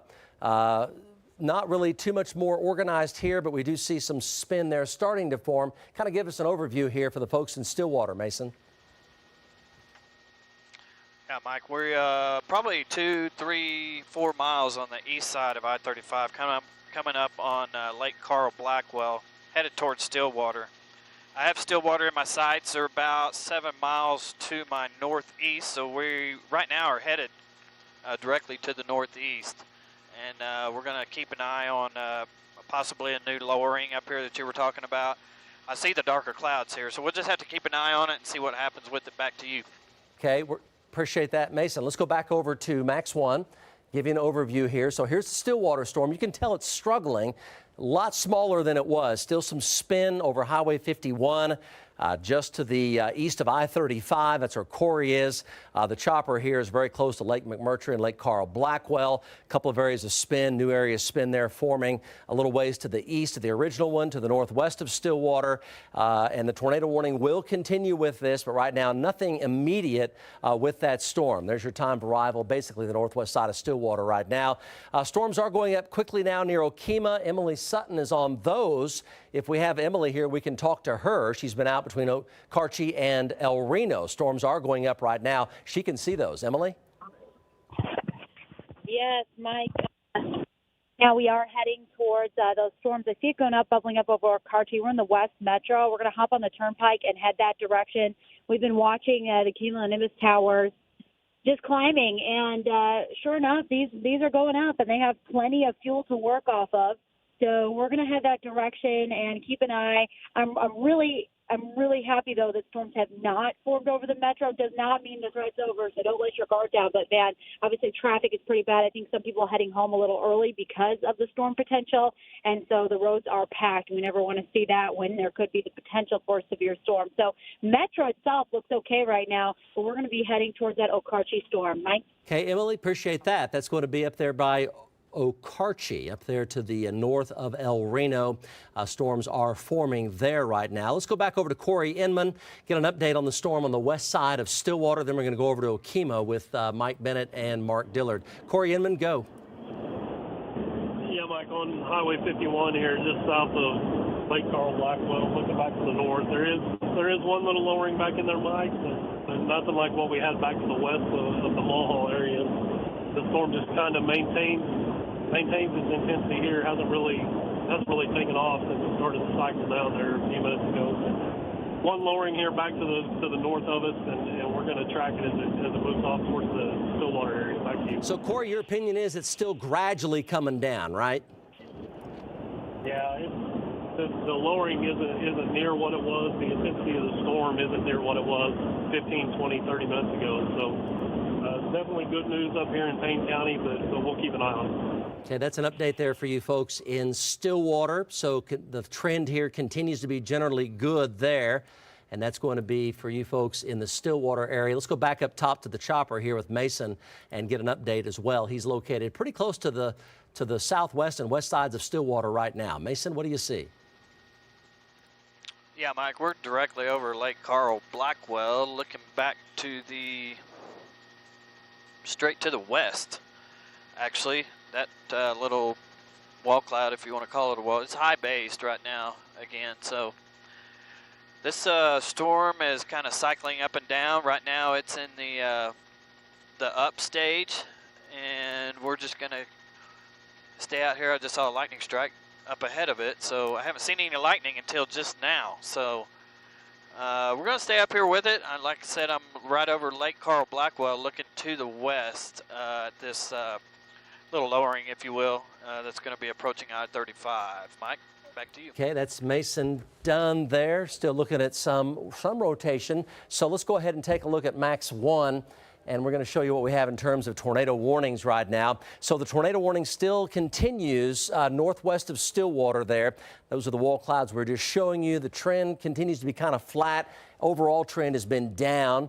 So that's good. And then tornado warnings do continue off to the east over in Okfuskee County and far northern parts of just coming out of Hughes County right now up into western Okmulgee County. Tornado watches there. A PDS tornado watch like we had on Monday, an especially dangerous situation with the possibility of 4-inch hail and the possibility anyway of long-tracked significant tornadoes. We've not had much of that except for over by Okemah in Okfuskee County so far today. There are no warnings in effect for Oklahoma City. Storms are going up by Okemah to the northwest side of town. The cap or the lid is coming in and making some of these storms struggle. The cap is what holds everything back until they break the cap and then explosive development occurs. But the cap can also strengthen and choke off the updrafts. And that is generally happening on a lot of these storms right now. But storms are quickly going up. Aaron Brackett, Emily Sutton, both on this line of storms now developing from Guthrie back to Okarche, and then from there to Gary, lifting almost due north. Well, let's go to Aaron Brackett near Guthrie and Crescent on that storm on the west side of Guthrie near Cedar Valley. Aaron? And you see the storm tower right there. Go ahead, Aaron. Yeah, we're actually getting ready to turn back south to that line. What you're actually seeing in our shot is the backside of the Mulhall storm. So, I mean, this thing is just really towering up here. A very, very strong appearance to it, even though it has been kind of struggling at the ground level. So, I mean, folks that are off to the south and southwest of this are looking and seeing a bright blue cauliflower cloud in the sky. But, again, we've been kind of seeing it struggle at the ground level, which is certainly good for Stillwater. Mike, we're going to head toward that new development, though, that's farther south and southwest near the Cashin area, and we'll let you know what we see over there. And that's new development there, you see. That's awfully crisp storm towers, as Aaron was talking about. In fact, those are very crisp storm towers right there, giving you an idea of the energy in the atmosphere today. Let's go to Emily Sutton on that same activity near Okarche, looking at this new development now, still in this tornado watch northwest of Oklahoma City. Emily? Yes, Mike, we are heading on the turnpike towards the Okarche storm. We're going to be moving, I think, just north of Piedmont to catch up with it. We have a clear view, a wide view of the storm right now. Very crisp edges of the cumulonimbus, the growing cumulonimbus. So, meaning, before we saw it sheared off, they were kind of dying down, and now the storms are really starting to pop. So these easily could go severe if they keep holding together. So we're going to keep watching it. Obviously, we don't want... Pot Emily down. Okay, let's go over to Mike Bennett here with his live stream. Mike Bennett, describe this to us. You're over here in Okfuskee County where there's been all this tornadic activity. Let's go to you live right now. Looks like it's a roping out tornado. What is that right there? Well, Mike, we're trying to make heads or tails of this. We're at Castle, okay? The rotation on this southern tornadic storm is straight south of us, and we're trying to look in through the rain there, but I can't go any further south. Because I'll drive right into it. So we're just trying to make out. I'll tell you what, we're going to be on the move here. I think it might be just to the left of this highway now, and so we're trying to make out if we have a tornado on the ground here. But we got a lot of cloud motion, a lot of rapid cloud motion in here, and so we're just trying to locate the tornado. If it's on the ground, we're trying to locate that, and but we're kind of on the back side of that hook, and so we're having to look through all the precip, trying to locate it, and at the same time we're trying to be careful not to drive right into it. But it's just right south of us. Not even. I'm going to say we're within a mile, maybe a couple of miles in view of it here. So we're just driving here. We're going to go ahead. I think we're moving south here, so we're just going to kind of observe this. I think it's on the left side of the highway, and we go ahead and put the camera over on the left side here, and we're going to make a turn around the curve here. And if there's something on the ground, we're like right behind it, but we're just obscured by the precip that might be between us and the tornado. And I'm not going to say the tornado's rain wrapped. It's the hook wrapping around. We're on the back side of it, and until the storm moves to the northeast, we can't get on the other side of it where we have a better view of it. Mike? Okay, a lot of really rapid cloud motion there. This is over by Castle in Okfuskee County. A lot of very rapid cloud motion there. This is where we've had the tornadic activity today in Okfuskee County over near Okemah. And Mike Bennett's very close to Castle, a little ways to the southeast of Castle right now. Let's go back over to Max 1, look at an overview here. So the tornado warning is perhaps going to be allowed to expire northwest of Stillwater. Storms are going up near and west of Guthrie, also near Okarche. Emily's on Okarche. Aaron Brackett is on Guthrie. And Corey Inman, the chopper, on the one here northwest of Stillwater. The circulation there continues to not be too earth-shattering, continues to basically level off and try to weaken. So hopefully that'll continue to weaken, and the tornado warning may well be allowed to expire north of Lake McMurtry. Let's get an update on that with the chopper here and Mason Dunn looking at that live northwest of Stillwater. Mason? Yeah, Mike, we're still up here with it. Definitely dissipating, although the lightning has picked up to the northeast of where the wall cloud is. So it's just a little thunderstorm right now. I would imagine that the tornado warning is going to expire for the moment. And so we're still over Lake Carl Blackwell looking to the west-northwest at this. So don't see any lowerings, any wall clouds, any rotation, none of that stuff. Just see a little bit of lightning with this one right now. Mike, back to you. Causing those storms in there. Okay. So we're looking at velocities here. There's still a pretty tight area rotation in through here. Whether or not we'll be able to see it here at Cloud Base, we'll have to wait and see. So basically, we're going to keep that tornado warning here in effect.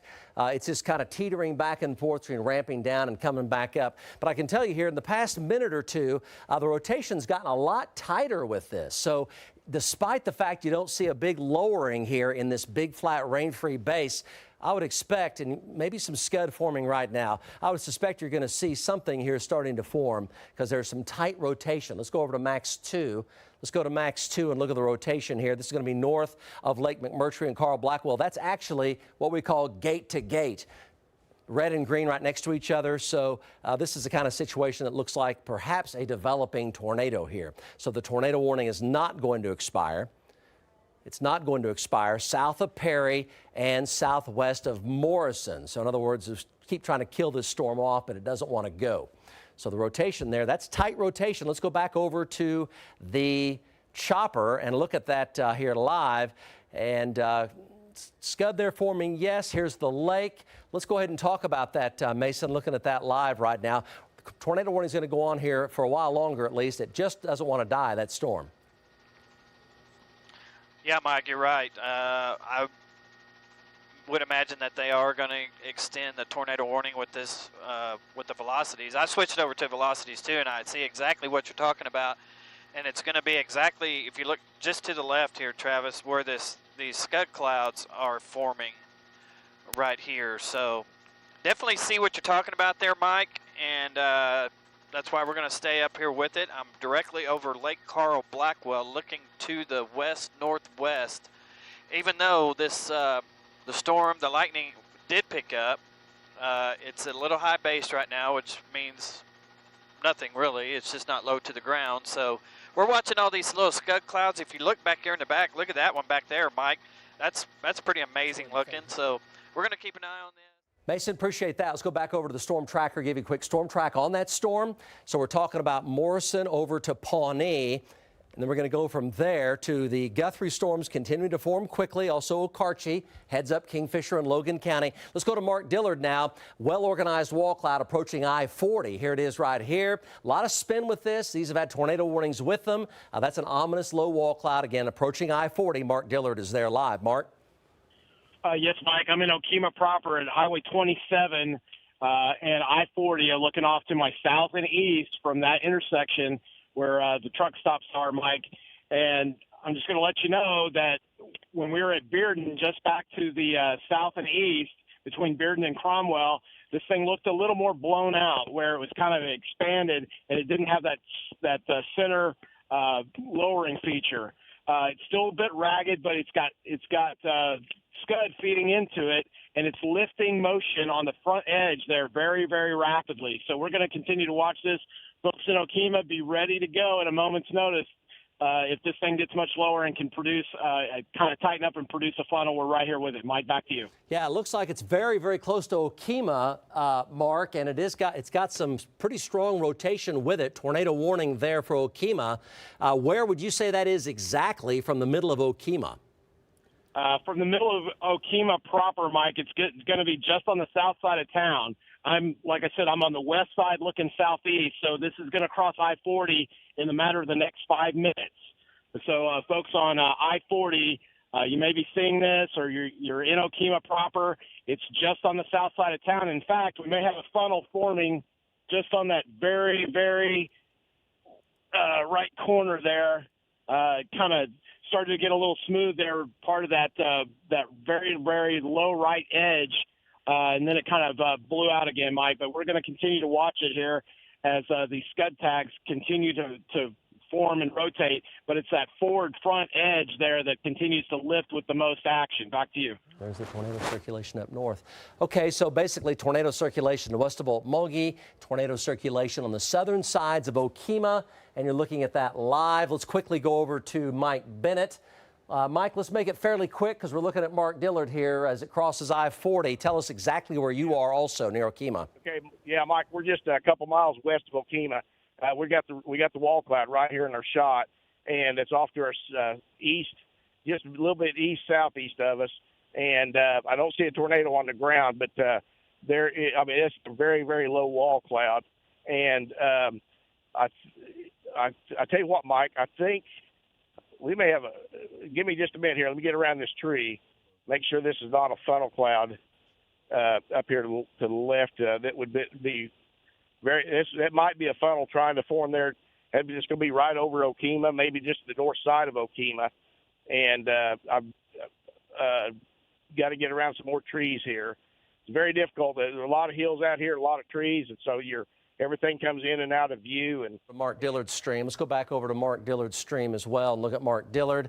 Mark's got a shot of it right there that just doesn't really tells the story. Mark, low wall cloud, a lot of rotary motion in that wall cloud, very low and moving rather quickly now, and again coming right into Okemah. Tornado warning continues there. Yes, Mike. And then on the forward flank here, I've got a beaver sail kind of wrapping back around, so it's got a very, very broad circulation, but that back bowl, that southern bowl section, if this can whip into it, maybe give it just a little more motion, we could have a very, very broad bowl-shaped wall lowering here. So we're just going to keep tracking of it. just south on the south access road here along I-40. I'm looking at the Okemah Water Tower at the industrial park, and I draw a straight line, and that's where that rotation is, just south of the water tower here along I-40, and maybe just a smidge back to the southeast from there. Okay, tornado warning does continue. We'll stay with your shot, Mark. The one northwest is Stillwater, the storm there. No real changes. Corey Inman, the chopper, are on that. This one has got far more rapid rotation with it, much, much lower in the wall cloud. This looks to be basically pretty much imminently tornadic at any time. Let's sure hope not, but this is dangerous. Little tail cloud forming. This is coming right into Okemah right now. Let's go to radar to show you where this is, eastbound I-40. So here's the tornado warning. Has a hook with it. So Okemah right now, and then from there, Okemah over through the eastern sides, northeastern sides of Okfuskee County. Let's go back over to Mark Dillard here, look at it. So you folks in Okemah should be in your tornado safe spot. Remember, portable structures, mobile homes, trailers are not safe in tornadic winds. Big bowl, big, very low wall cloud that's rapidly rotating, could be tornadic here at any time. Go Mark Dillard. Yes, Mike, just on the south side of Okemah now. Motion's picking up very rapidly. We've got a funnel forming. It'll produce a funnel, and then it'll kind of spin itself out. So we're heading just due east, and you're looking at it there. Apologize for the tree line here. I'm kind of in between a couple of roads just south of I-40. But just want to let folks know that this is beginning to really, really get into some motion here, Mike. Just south of I-40. In fact, it's picking up very rapidly. I'm going to be at just south of I-40 on, I believe it's 3790, and I'm going to have to head back into Okemah proper, Mike, to Mike Bennett here. Let's go back over to Mike Bennett. Mark Dillard, we're with you. We're with you here. Let's go to Mike Bennett. Mike, I think you just did you go through downtown Okemah right here? Where are you? Yeah, Mike, we're in Okemah right now. I'm getting ready to turn back to right. I'm on the northwest or northeast side of the Okemah, and there's a big bowl over there. We're trying to get to it where we can get up here and get a shot of it. I'm turning east now, and you're going to have a real good view of it here in just about 30 seconds. Took me a little while to get through town, but we're on the east side of Okemah now, and it's just I think Okemah's in the clear right now of this tornado. It's going to be on the east. It's going to be east of Okemah. But if anybody lives east of Okemah, that's in the rural areas, you need to be in your safe spot right now. And you're going to have a view of it here down in just about 15 seconds, Mike. We're closing in on it. Mike? Two areas of rotation here. One is to the southeast of downtown Okemah, and the other one is on the northern side of Okemah. So two areas of rotation. Let's go back to Mark Dillard here live on that storm near Okemah. Mark? Yes, Mike. We just had a brief touchdown. Here it comes again. It's trying very, very hard to spin down a funnel. I had a very, very needle-like funnel all the way down to the ground just about 20 seconds ago. And it's that rapid motion that I was talking about. I had to negotiate some roads here through the south and east side of Okemah, but we're watching it here. I'm with Al Lopez, and we're just on it. Look at that rapid motion, Mike. See it? There's very, very rapid motion. Tornado is imminent, folks. Tornado is imminent to me with that rapid mid-level rotation. Zoom in a little bit, Al. Very, very rapid, Mike. It could lay down a tornado very, very quickly. Okay, let's go to Max 2 and look at the velocities so we can show you exactly where this is. Again, tornado warnings. Look at the tail cloud coming into it. Yeah, so we're basically looking at two areas of rotation, one on the southeast side of Okemah and another one up here on the northern side of Okemah. Let's go back over to Mark Dillard's stream. It's got a big tail cloud feeding into it, big mesocyclone, big parent rotation. Tail cloud coming in, very low scud lowering here that's really spinning. Again, with immediate tornado here possible, moving and rotating very, very quickly right now. Let's go back to Mark Dillard. Looking at this live again, tornado warning continues all around Okemah in Okfuskee County. Go, Mark. No, stay on that. That center part. Okay, I've got Al Lopez on the camera looking out to the center. There's a funnel right there. It's forming. The contrast is a little bad right now. That haze is really starting to work in on it, but it's starting to anchor, and that front lift of the rotation is wrapping around very rapidly, and then it'll get on the backside and just carousel around it very, very quickly. We're going to have to get up here and get back on this east-west road. Give me 1 second. We'll be up here and reset the camera to the front, Mike.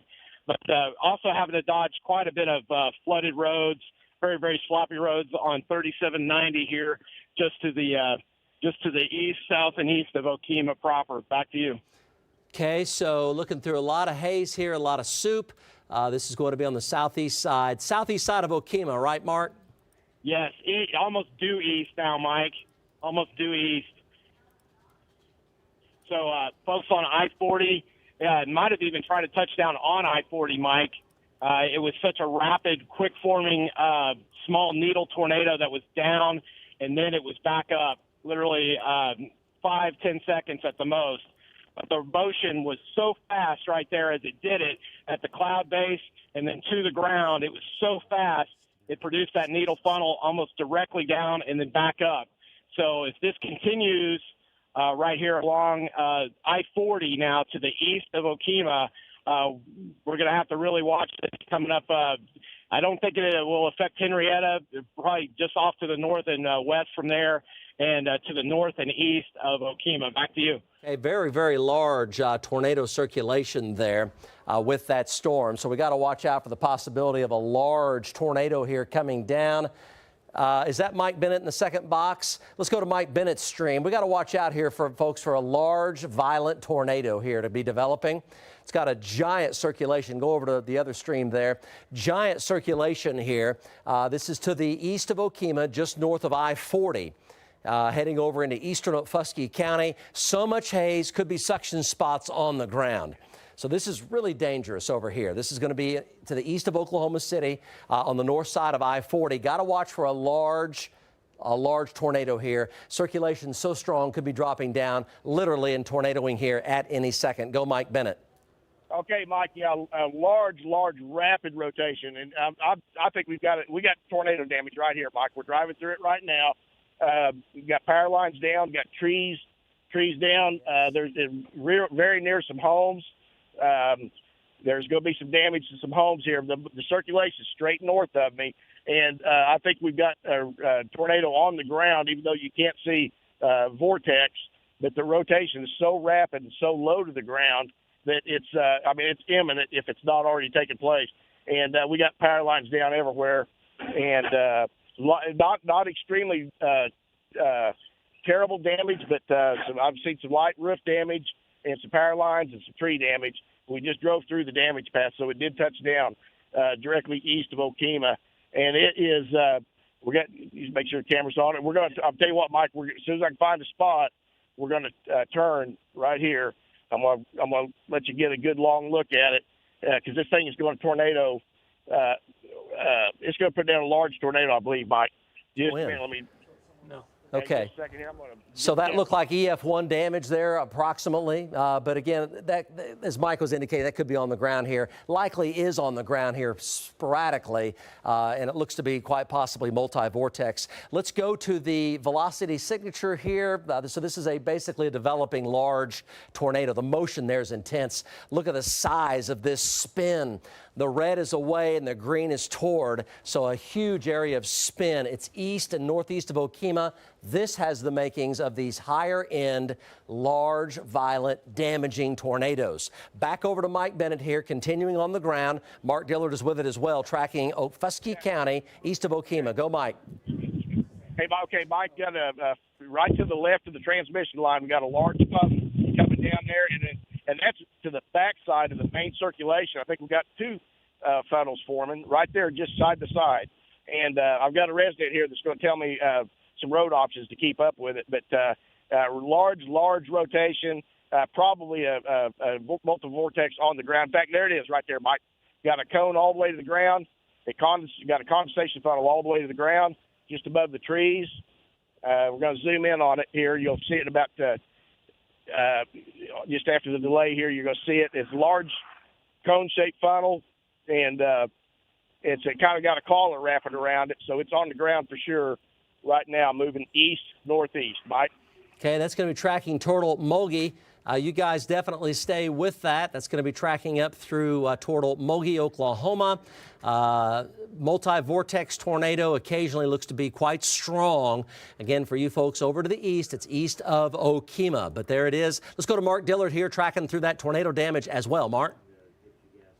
Yes, Mike, I count about 3 or 4 poles here just north or on the north side of I-40, about a mile and due east of Okemah here. Also had some minor sheet metal and fence damage as well. Kind of anything that was loose, it kind of got ripped off. May even have a barn that may have been hit just north of us here along the power lines. But in the background, Mike, you can see right there, notice how that motion is really starting to stop and turn. The forward motion is kind of starting to slow down, and it's starting to turn there just above. It's that very, very white section there.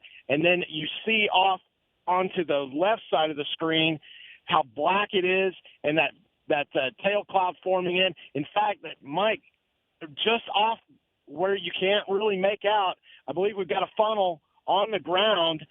It's so hazy out here, but I believe I've got definition on one side, white on the other, very, very dark definition toward the base or toward the ground.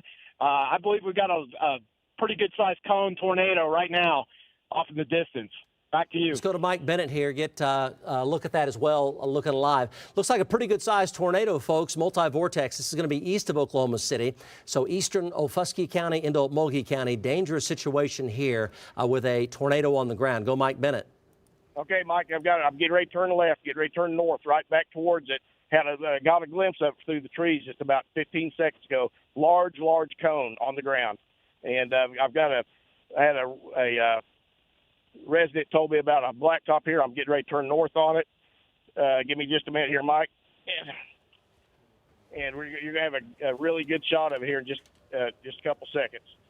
Okay, so if you're just now joining us here, we're under a tornado watch in Oklahoma City. It's a PDS tornado watch, and that's for an especially dangerous situation so far. Storm's done a great job at avoiding the metro. That's good. A lot of tornado watches here in effect. South central Oklahoma, central Oklahoma, all of northeastern Oklahoma. And the only tornado warnings right now are to the east of Oklahoma City in eastern Ofuskee County, east of Okemah, and southwest of Mogi. Severe thunderstorm warnings for the Tulsa area right now. But again, it is a PDS watch. Fortunately, all the big hail and tornadic activity has avoided so far all of Oklahoma City and the metro. Let's hope it stays that way. Tornado perhaps large now on the ground east of Okemah, tracking toward Mogi. 2 tornado warnings also up by Beggs. Let's go back over to Mike Bennett. Is this Mike or Mark Dillard here? 2 trackers on this. Let's go to Mike Bennett here live. Mike? Okay, Mike, we're getting ready to drive right up to it. It's on the ground again. I got on the ground. The large cone I mentioned a minute ago was lifted, but now we got rapid rotation. It's going to be multiple vortex. We're going to top a hill here in a minute. We're going to be within probably about a mile of it here in just a minute.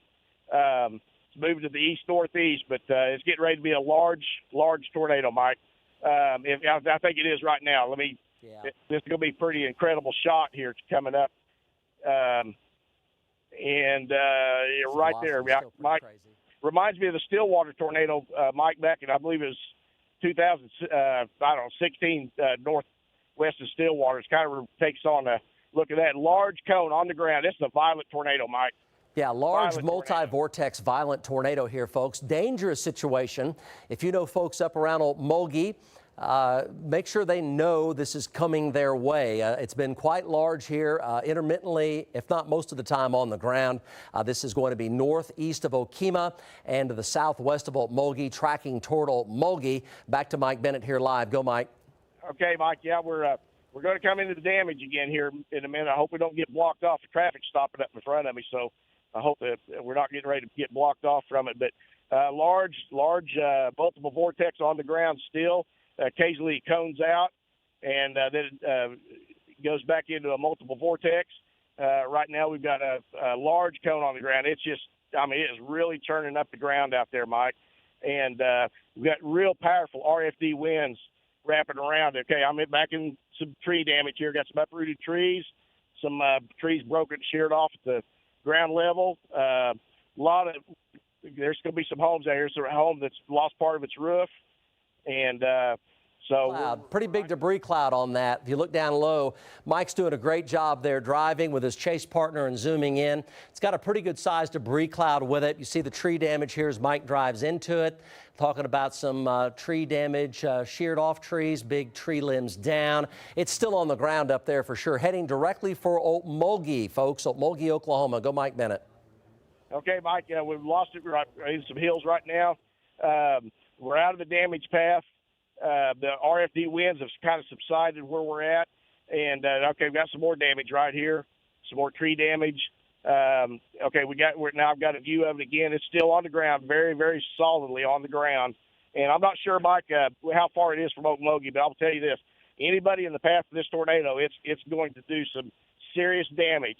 You need to get to your storm shelters right now and take your tornado precautions, Mike. Let's go back over to Max 2, show you the wind velocity. Tornado continues. So it's a large tornado. See the red and the green, the bright colors there right next to each other. That is the tornado on Doppler. Let's go ahead and go on up into Okmulgee. Take that to the northeast around 30, 33 miles per hour.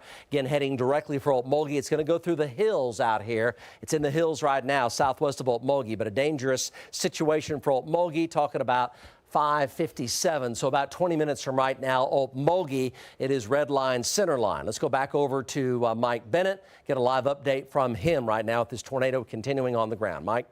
Okay, Mike, hopefully we're going to have an east option here because it's moving to the east of our road here. We're going to tell you what, I'm going to stop. I'm going to slow down right here so my chase partner can give you a good shot. This is straight east of this blacktop we're on. And violent motion in there, Mike. Extremely violent motion at ground level, and I'm going to have to look for an east option here. Yeah, you've got an east option. Look at the motion there, guys. Look at that. See that, man? Look at that.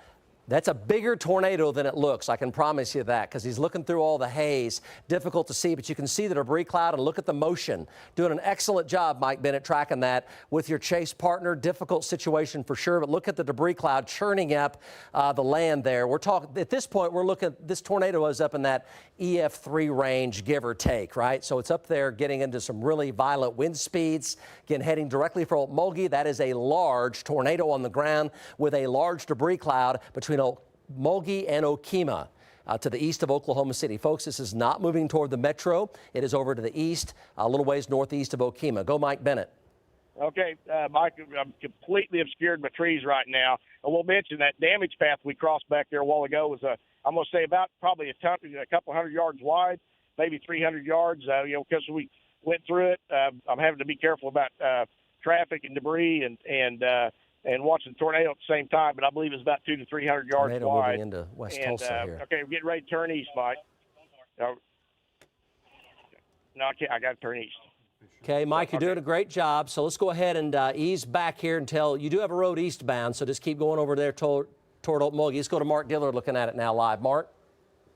Yes, Mike, just about to lose it in the trees here. We're having to get over to 75 because I want to get out ahead of it and get to Okmulgee before it rolls into town and trying to negotiate some of these roads. They're absolute slop out here. Mike Bennett has done a phenomenal job negotiating those roads for what he could do, and the amount of damage that this thing's got to be producing, it's likely just shearing through the trees. Mike, you saw how wide it was at the base, full-blown cone tornado, if not almost a stovepipe. We'll be in Henrietta and heading north on 75 within a matter of minutes. Back to you. Okay, let's go ahead and take a step out here and take a look at there's the circulation, large violent tornado. Again, heading directly for Okmulgee. Shelter to Okmulgee. It's turned more to the right, more to the east, but this easily could be EF3 plus type tornado. Looks to be the case. Multi-vortex, quite large. It's got a giant circulation with it. So this is a life-threatening tornado over in Okmulgee County. Shelter, Highway 75, the Okmulgee B-line up to Okmulgee. So very, very dangerous over at Okmulgee. So let's go back over. Let's check Corey Inman. We're going to talk to Aaron Brackett, Emily also really quickly here. Here's Corey Inman. Update, severe storms now, Kingfisher County. Corey? Yeah, Mike, we're coming back to the west here, excuse me, at 51 and 35, making our way back from this storm that went north of Stillwater earlier, trying to get over here to these storms that are going up in in Kingfisher and Logan County. So definitely storms that we need to keep an eye on as they move north towards this boundary here that's laying up here. But we'll get over here towards Hennessy, Kingfisher, and take a look, see what we got, Mike. Logan County. Very good. Let's go back over to Mark Dillard, southwest of Okmulgee, for an update. Mark. Yes, Mike, this is about to get on Highway 75 and head north to Okmulgee from Henrietta. I want to let folks in Henrietta know you're fine down here. The tornado's off to your north and west about 10 miles. Very, very large cone tornado at times, Mike. I believe it's beginning to lift from my vantage point. Still a pretty pronounced cone, but not I couldn't tell if it was in contact with the ground, but you saw that rapid motion earlier. It could very well have multiple vortices still dancing around there at the ground level.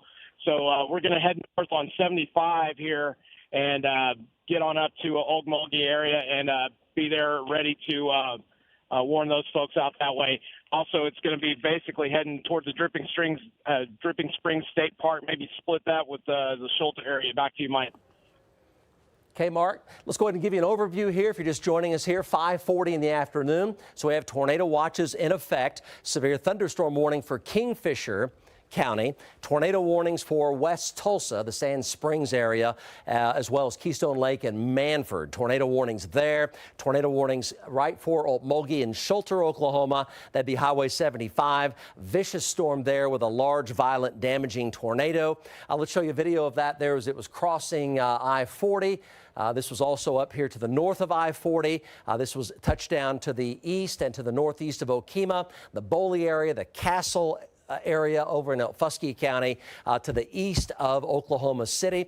There has been tornado damage over here. We have seen damage to some structures as well as power lines down, fences down, and a lot of tree damage. This is a strong, strong tornado here. This is from Mark Dillard and Mike Bennett, our two storm trackers. Multi-vortex looks to be up there in that EF3 plus range in terms of the motion and the wind that we've been seeing in this today. Let's go back over to Mark Dillard now and look at this now live over to the east. There are no tornado warnings for the Oklahoma City metro area at all. There's one severe thunderstorm warning for Kingfisher County, northwest of the metro. Let's go back to Mark Dillard here by Okmulgee. Mark? Yes, Mike. I'm trying to get through Henrietta proper right now, Mike, on the 75 and get on up to Okmulgee. I believe I'll be able to catch it if the rotation still continues on the ground. As I left it at I-40, I could see back it's about 10 miles northwest of Henrietta, and it is, or it was, cone tornado, just maybe 3/4 of the way down to the ground. Had a bit of a swirl or a shroud at the cloud base, or at the ground base, excuse me.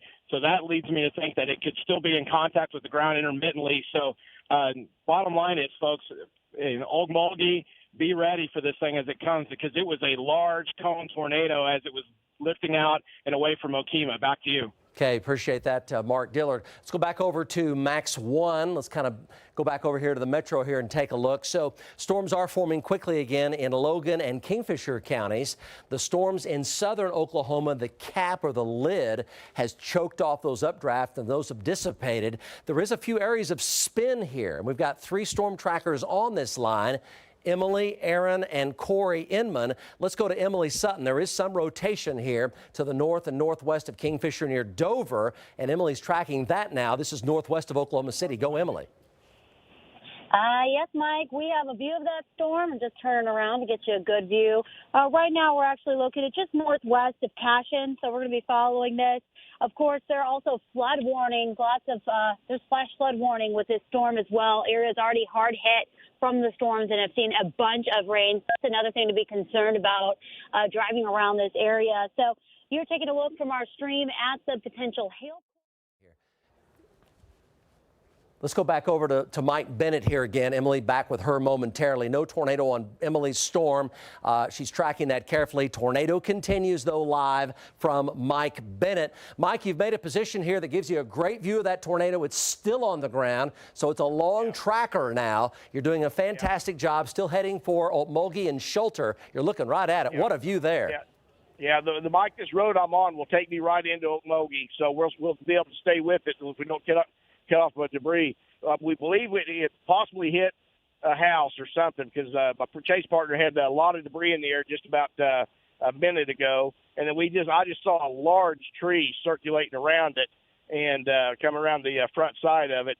And so it's violent. I mean, it's a Okmulgee. If this thing doesn't lift, it's going to do a lot of damage in town. And so we just hope that this thing will lift and dissipate before it gets there. But right now, Mike, it's back to a violent stage. You say that road goes directly to Okmulgee. Are you able to track eastward with that tornado, because it's about ready to move into Okmulgee? Yeah, it's going to kind of zigzag back and forth, Mike. But we're going to be on the move here now. Good grief, there's violent motion in that. Okmulgee is in immediate danger, especially the west and southern sides of town, the way it looks. It is getting larger. It is multi-vortex, and it does appear to be getting quite violent. EF3 plus, the way this looks, just based on the motion and trees up in the air, as Mike Bennett was saying, there is damage to structures over here. This has been a long tracker, and it's still on the ground now coming into Okmulgee. Let's hope it lifts. Mike Bennett, your road options are pretty good for you here, right? Yeah, I think so, Mike. I talked to the guy that had his rural water district out here, and he told me this road will take you right into Okmulgee, but we're going to have to work our way around. But right now, it's doing a pretty good job of letting me chase the storm. Okay, Mike, I'm looking like the tornado might be. If you look at the condensation funnel, you'd think it was weakening. If you look at the debris cloud on the ground, you think, okay, no, it's still violent, still very large. But the condensation funnel is kind of shrunk a little bit, but it's still got a really large debris cloud. That is violent motion. The debris cloud here fanning out in both directions here by a considerable distance. So that debris cloud is a large debris cloud, indicating there's violent circulation even outside the area that you can see in contact with the ground. So it's basically grinding the landscape here. So this is a violent tornado, again, heading toward Okmulgee. Mike, are you going to be able to start moving? Are you looking due eastward here? Yeah. You looking east from here?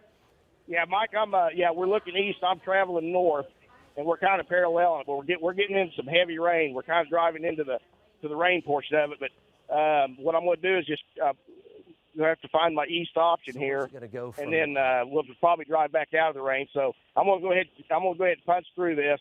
We're going to lose visibility on it for just a minute, but as it moves forth, it'll come back into view if it's still on the ground.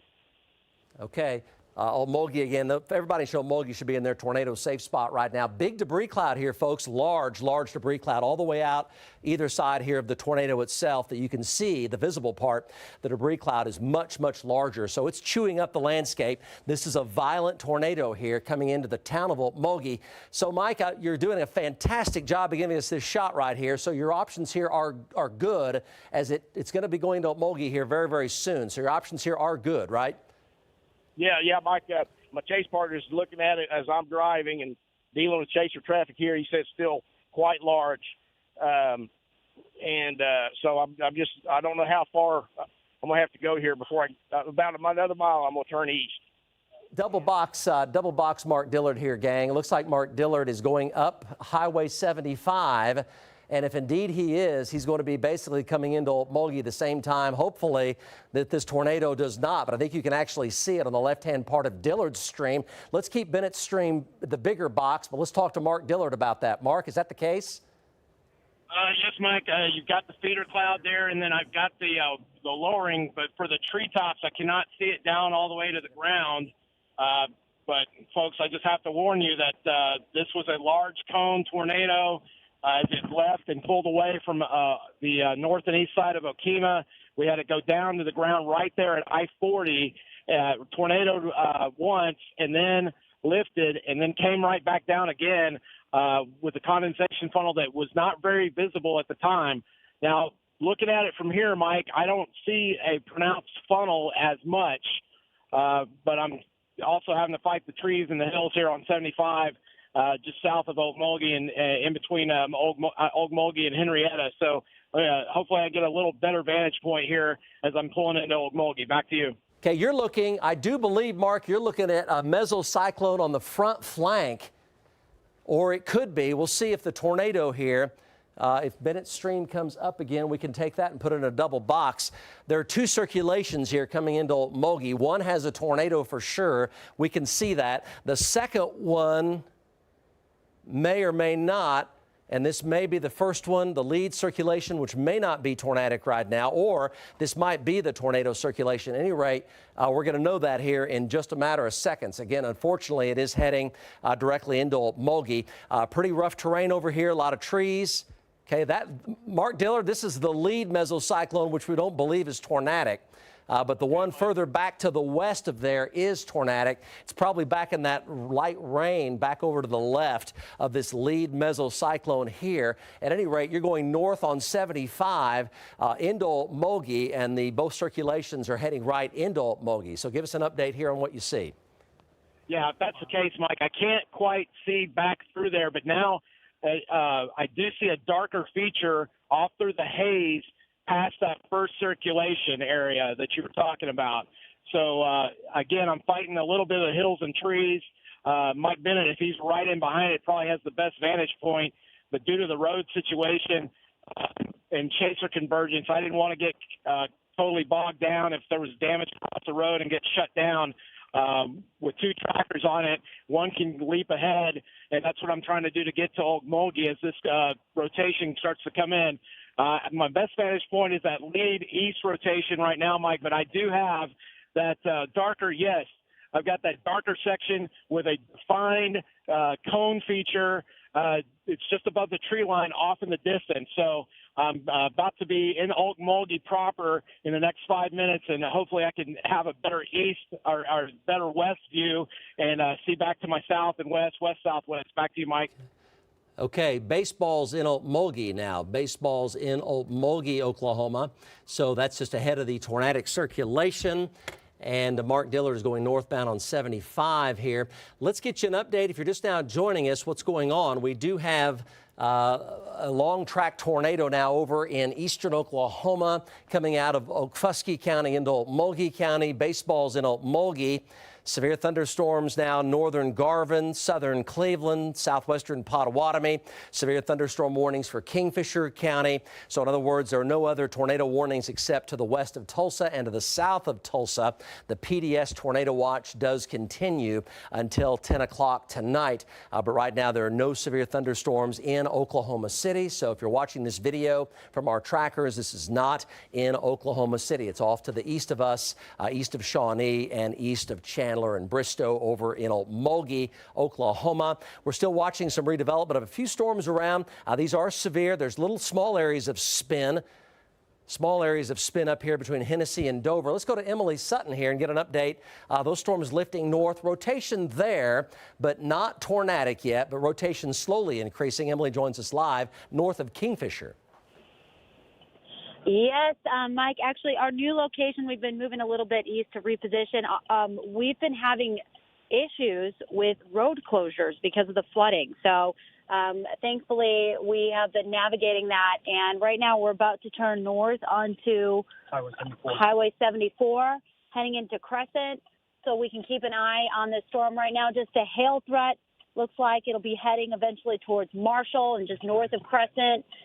Areas that have definitely been hard hit already by all this flooding. And it is really heartbreaking to see the water just completely covering all the farm fields. It's going to be a big cleanup in this area, but we're going to keep an eye on this storm, Mike, and see if it strengthens. We'll be right on top of it. Okay, let's go ahead and go over to Corey Inman's stream. Let's just take Corey's stream. This is also going to be up in northern Logan County. And severe storms up here, northern Logan, northern Kingfisher, a couple of areas of small spin, but nothing tornadic right now. Let's go back over to radar. Just kind of give you an idea what's going on. Here they are. They're lifting due northward here. So large hail damaging winds, Dover over to Marshall and Orlando and Mulhall. A couple of areas of small spin, but nothing major there. Lifting to the due north. The supercell northwest of Stillwater still there, but basically vaporized. So no longer a big threat there. So the area north of Stillwater, the Morrison area, no major threat for you. So that has definitely continued to ramp down. That's the one the chopper was on and Corey Inman was on earlier. Here's Oklahoma County. There are no storms in Oklahoma County. And here are the continued tornadic storms west of Sand Springs and also coming into Okmulgee. More on that coming up. Kevin Ogle joins us now from the news desk. Kev. All right, Mike, thank you very much. Here with Jolene Cheney, and we have an emergency for folks in Oklahoma City. This is on Air Depot. between Hefner Road and Northeast 115th Street. We have a dam in danger. It's a private lake there, and they've been watching this all day, and it looked like there were engineers out there a bit earlier. I've been talking with residents who live in that area, and it looks like now they are really concerned about it because if that dam breaks, then it's going to be flooded in that area. Again, from Hefner to Northeast 115th. They're telling people along Autumn Road and Air Depot between Northeast 115th and Northeast 122nd, the most risk for flooding if the dam fails. So you folks need to be careful, probably seek higher ground right now if you can. And there could be road closures there as well if they're not already shut down. And this is where we're talking about right here to give you a better visual.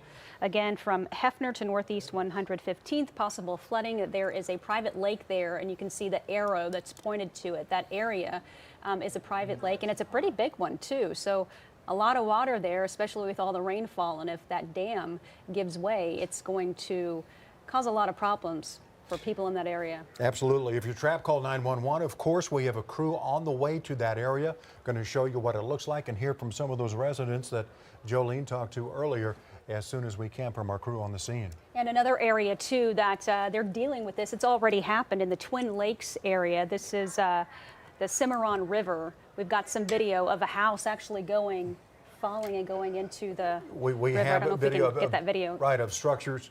We're getting it right now, going into the Cimarron River. Goodness, because it's so flooded, eating away, the erosion eating away at the banks where those structures are, and they're floating downstream. So tragic to see that. We have Kelly Rolliard in that area. I know they evacuated it earlier, so I don't know if she was part of that evacuation, if they had to get our crews out of there as well, but that is a house. Look at the chimney right there. Yes. Yeah. And here's another video. Get another look at it here. Again, this is the Twin Lake area along the Cimarron River. And that's in Logan County. Right, and it's just eating away. We've seen this before in years past, but it's happening again because the river's so high because of all the rain and the flooding. And it is eating away at the bank, and those houses and other structures fall in and float downstream. What a shame. Also, we've got an update on some of the schools and activities that are closing. We know more. Edmond, Norman, the OU campus closed, of course, for the rest of the evening as well. And I'm sure there are others coming in as well. And we'll probably have, there we go, closing cancellations that we know of right now. OU Norman campus. Edmond, the afternoon and evening activities canceled, as well as more afternoon activities canceled there as well. And you might be wondering, why are they doing this now? Well, because we are in a PDS tornado watch until 10 p.m. in the area, and that includes the Norman area. We're going to talk more about that dam closure for you. There you see the severe weather until 10 p.m. And Mike will update us on how severe it is at this point, but that's that possible dam failure we've been telling you about at Hefner and Air Depot, and the folks in that area along Autumn Road and Air Depot between Northeast 115th and Northeast 122nd being urged to get to higher ground. People along Old County Road should also consider taking precautions here. A lot of houses in that area, very large houses. What were they telling you? I know you talked to them earlier. Well, there was just some concern. They were looking at it, and it looked like it was going to give way, and it looked like there, or maybe some engineers or someone out there surveying it and keeping an eye on it. And this afternoon, this alert came out from the city of Oklahoma City about it, so they finally pulled the trigger and said, hey, we think this is going to happen. And Kevin and Julie, if I can just add, that was the lake that was actually, the earthen dam on that lake was actually built up. It was just kind of a natural low area, but they added a dam on one side of it. So they, in other words, blocked in kind of a box canyon, right? Gotcha. And they blocked it with an earthen dam that's way higher than Air Depot, the road itself. Oh, wow. So in other words, that water's at a higher level than about half of the lake. So if the dam were to fail, it would flood pretty quickly. The area at Air Depot, it's over there by Apple Valley, there on the northern sides of Apple Valley. You and I are kind of familiar with that area. Jolene probably is too. That's on the east side of I-35. That's east side of I-35, and that dam's going to be quite a elevation above Air Depot because they blocked in kind of a box hillside, if you will, with an earthen dam. So that could be a considerable issue there to the area around Air Depot in particular. It certainly is. Mike, we'll throw it back to you. Get the latest on what the storms are doing right now. Well, we still are watching. Let's go to Mark Dillard here pretty much immediately because we've got that rotation now coming into Okmulgee. And he's right there in Okmulgee proper. Baseball-sized hail in Okmulgee and tornado circulation basically coming into Okmulgee. Mark, is it on the ground? Has it lifted? That's the main circulation now coming right into town. Mike, I think it's lifted. Just looking at radar and confirming with what I've seen off to my north and west, I believe it's lifted. That second circulation, that lead circulation that was just south of town, kind of tried to wrap up there briefly, but didn't. And as far as the hail goes, coming down on the north side of Okmulgee now, I've seen as large as golf balls on the grassy areas here, as large as golf ball hail. So I've got a little bit of hail coming down, maybe dimes going to nickels, but an immense amount of rain that, another area of the state that just doesn't need any more rain. We've had plenty, and a lot of the creeks and rivers and streams over here are completely full or can go full very rapidly with more rain. So I urge folks, flooding being a real issue, just be careful. But as far as the tornado goes, Mike, I believe it's lifted on radar. I don't have a pronounced tight rotation anymore, but I'm slamming into a lot of rain. Back to you. Okay, Mark, I appreciate that. So we're going to be checking back with Jolene and Kevin here coming up. Let's give you an overview here, though, on the storms where we go back to the flooding issue over there at Air Depot. So tornado watch continues. We still have a few storms redeveloping. So let's go ahead and kind of check in with a lot of our trackers. Give you an update here, the 6 o'clock hour. Severe storms near Paola, severe storms near Orlando in northern Kingfisher County. Tornado warning Okmulgee. Tornado warning up north of Claremore in Rogers County in northeastern Oklahoma. No warnings for Oklahoma City. The PDS tornado watch, it continues, though, until 10 o'clock tonight. Storms are redeveloping now to the north of the metro and also staying over in eastern Oklahoma. A little bit of rotation here starting to form north of Dover and also near Orlando. Let's go to Mason Dunn. He's on these storms now, lifting northward through northern Logan and Kingfisher County. Not severe, but areas of rotation are starting to ramp up in two locations on this line, and Mason does have a lowering and a wall cloud right there. Mason? Yeah, Mike, we're pulling up on this lowering, if you will. We're at Mulhall looking directly to the north. It's a little ragged right now, to be honest, but there is a little, what you call a little hook there on radar. So we're just right up here keeping an eye on it. It's not severe. This part is not severe. The part behind us is severe.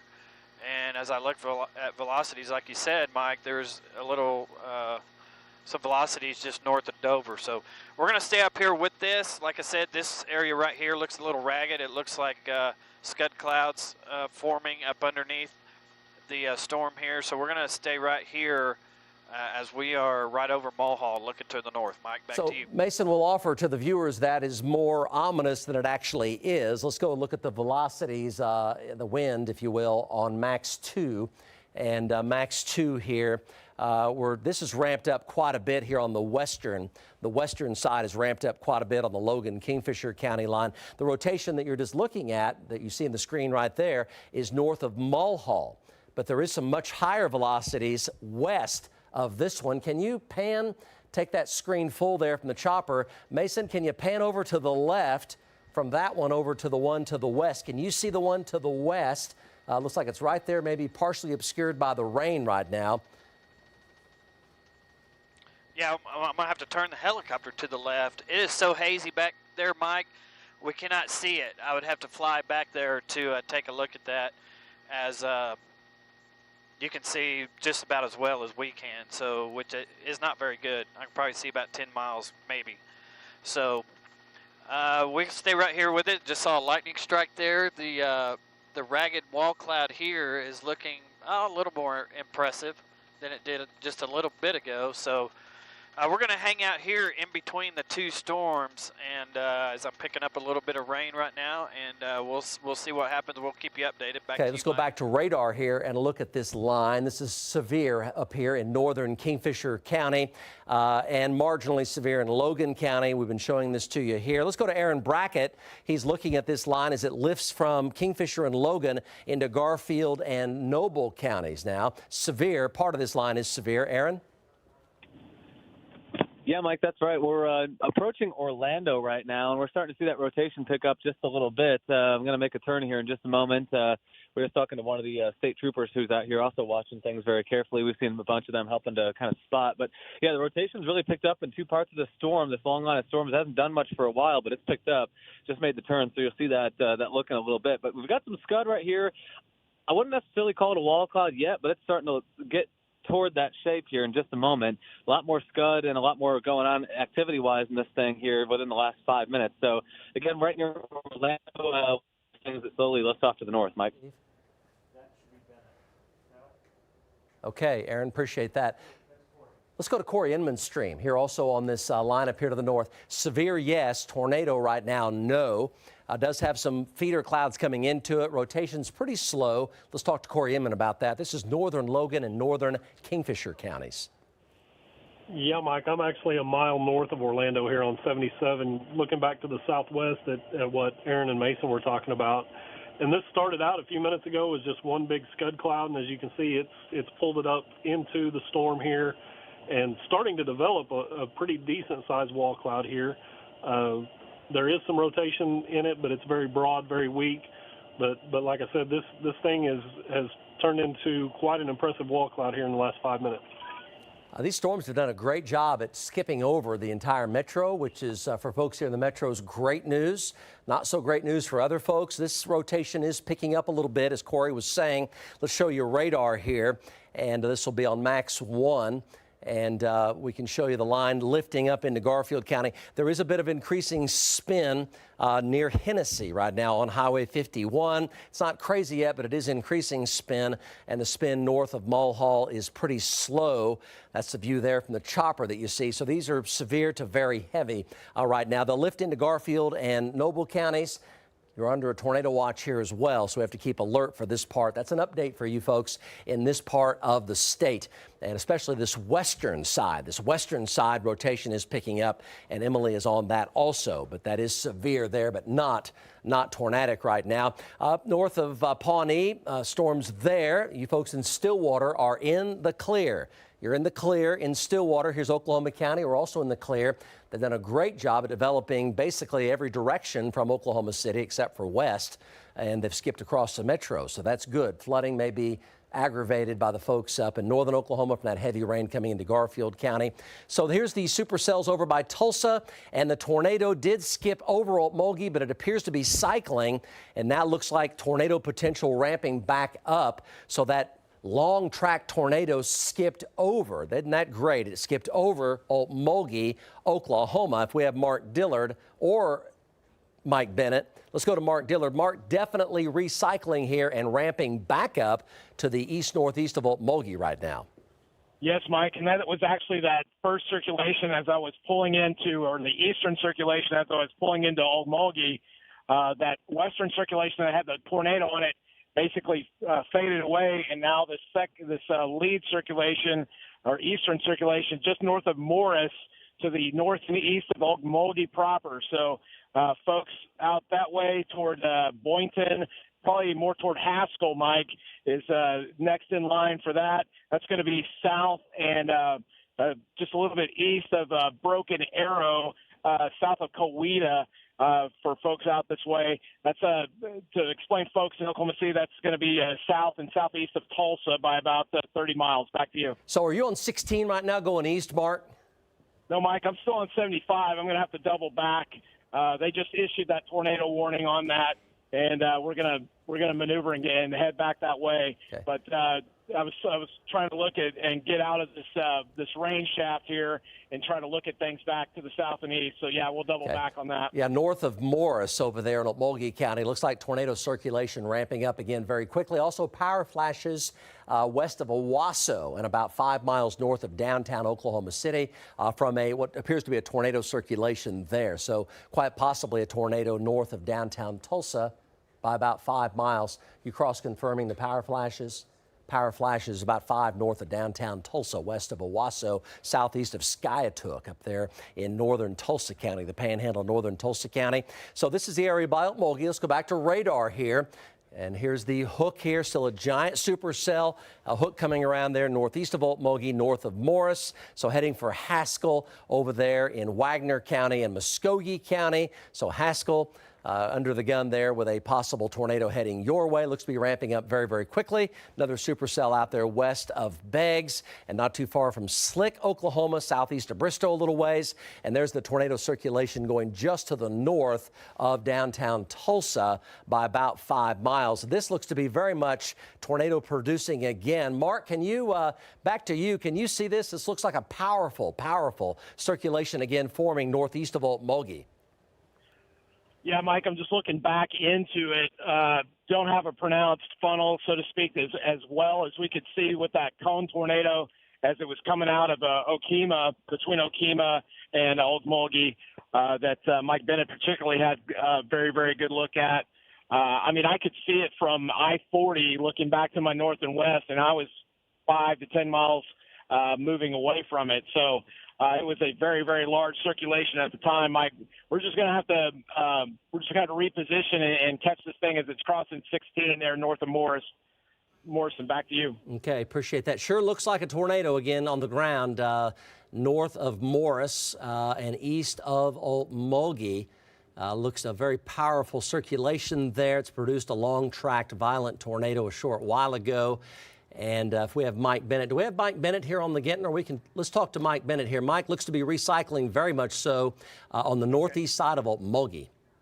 Yeah, Mike. Okay, we're in Okmulgee right now. We had to drive around Okmulgee Lake, and it was took us some time. And I will tell you this: when I talked to you last, just about 2 minutes after that, we took a road option, and then I believe I felt like we were in the path of it, and then we turned around, came back out, and we had debris just raining down on us, and I mean, it just looked like it was just an incredible amount of light debris raining down on us. And so we turned around, got out of that situation, and now we had to drive around the lake. And so we're coming out of the north side of Okmulgee now, and we're going to have a view of it here in just a minute. But we've kind of lost it for about the last 15, 20 minutes. I don't know if it's done any damage in Okmulgee. As I drove through the downtown area, I didn't. It just kind of looked like business as usual in downtown. A few people standing around, talking, and that's about it. But I have not seen any damage in Okmulgee, at least in the part that I've been through, Mike. Okay, baseball-sized hail in Okmulgee, so there's likely hail damage there. Let's show you some viewer pictures over on Max 2. Here's the tornado as it was leaving the Okemah area, obviously large, with a big debris cloud. There's a report of one injury around Okemah that not necessarily directly related to the tornado. So at least one injury reported. That's all we have so far on that. And this is from Nikki here showing the tornado near Cromwell. This was south of I-40. There were two tornadic circulations over here from Nikki showing the tornado south of Okemah near the town of Cromwell, a little ways to the northeast of Seminole. So this is as it was approaching I-40. This was a little while ago, about an hour ago or so, kind of the beginning of all that tornadic activity. Let's go to Emily Sutton here in northern Kingfisher County, tracking severe storms going into Garfield County right now. Emily? Yeah, Mike, we are located south of the town of Marshall, and we are looking at that area of circulation that just popped up. So we're trying to get closer to it, see that little appendage from the radar coming out. We just passed a water rescue. There was a car in a ditch filled with water. In fact, earlier Google Maps was showing the road closed due to water over it. It wasn't the case; it's open. But this car, we asked if the Crescent Fire Department was on scene, and we were asking if they were okay. And the driver apparently is okay, but that car was completely submerged in a huge pile of water. So serious flooding situation over here. We're also tracking this severe storm as it easily could have some large hail with it, and we're watching for any tornado potential, Mike. So anytime you get this heavy rain up there, it all runs off. The ground is saturated. So this is northern Kingfisher and northern Logan counties. Here's a sample of our storm trackers that are out there right now. Let's go to Aaron Brackett. He's near Orlando. Pretty ominous looking cloud structure here. Rotation in northern Logan, northern Kingfisher into Garfield and Noble counties is not very strong, but there are some areas of spin, and Aaron's showing us a good picture of that spin right now. Nothing crazy here, but these storms are heavy and severe. Aaron? Yeah, they certainly are, that's for sure. We've been watching some scud getting pulled into them and also more of a hook-like appearance on reflectivity. So that's something we're watching right now. We're basically in the hook. We're about to get east of this. So rain up here, definitely changing by the minute, and we're going to watch it for you up near Orlando, Mike. Okay, that is northern Logan County. Let's go back to radar on Max 1. These are heavy and severe, and flooding is going to be a problem here because they're moving slowly enough and the rain is heavy enough where you'll pick up a quick ½ to an inch of rain along with some hail, and you'll get immediate flooding. And Emily was talking about that a short while ago back there near Hennessy. So flooding is going to be a bit of a problem up here. Flash flooding in Garfield and Noble County. Kevin and Jolene now at the news desk, guys. Mike, you just mentioned Skiatook a little while ago. We have some video from that area of another rescue that had to be made. Traumatic rescue there. This is near Tulsa. This is video. We're just getting into our newsroom from this. It looks like it's from the Oklahoma Highway Patrol.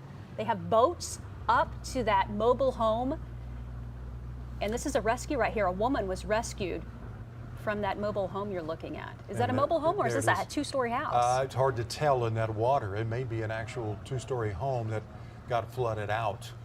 And you see the water raging on the other side there. That's the second story of a home, we're being told.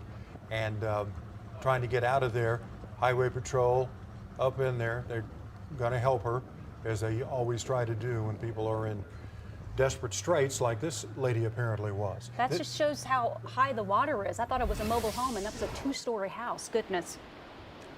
This Keystone is Dam. Yeah, the Keystone Dam, and we're being told that it is 29, they're releasing water because it is like 29 feet above where it should be at Lake Keystone.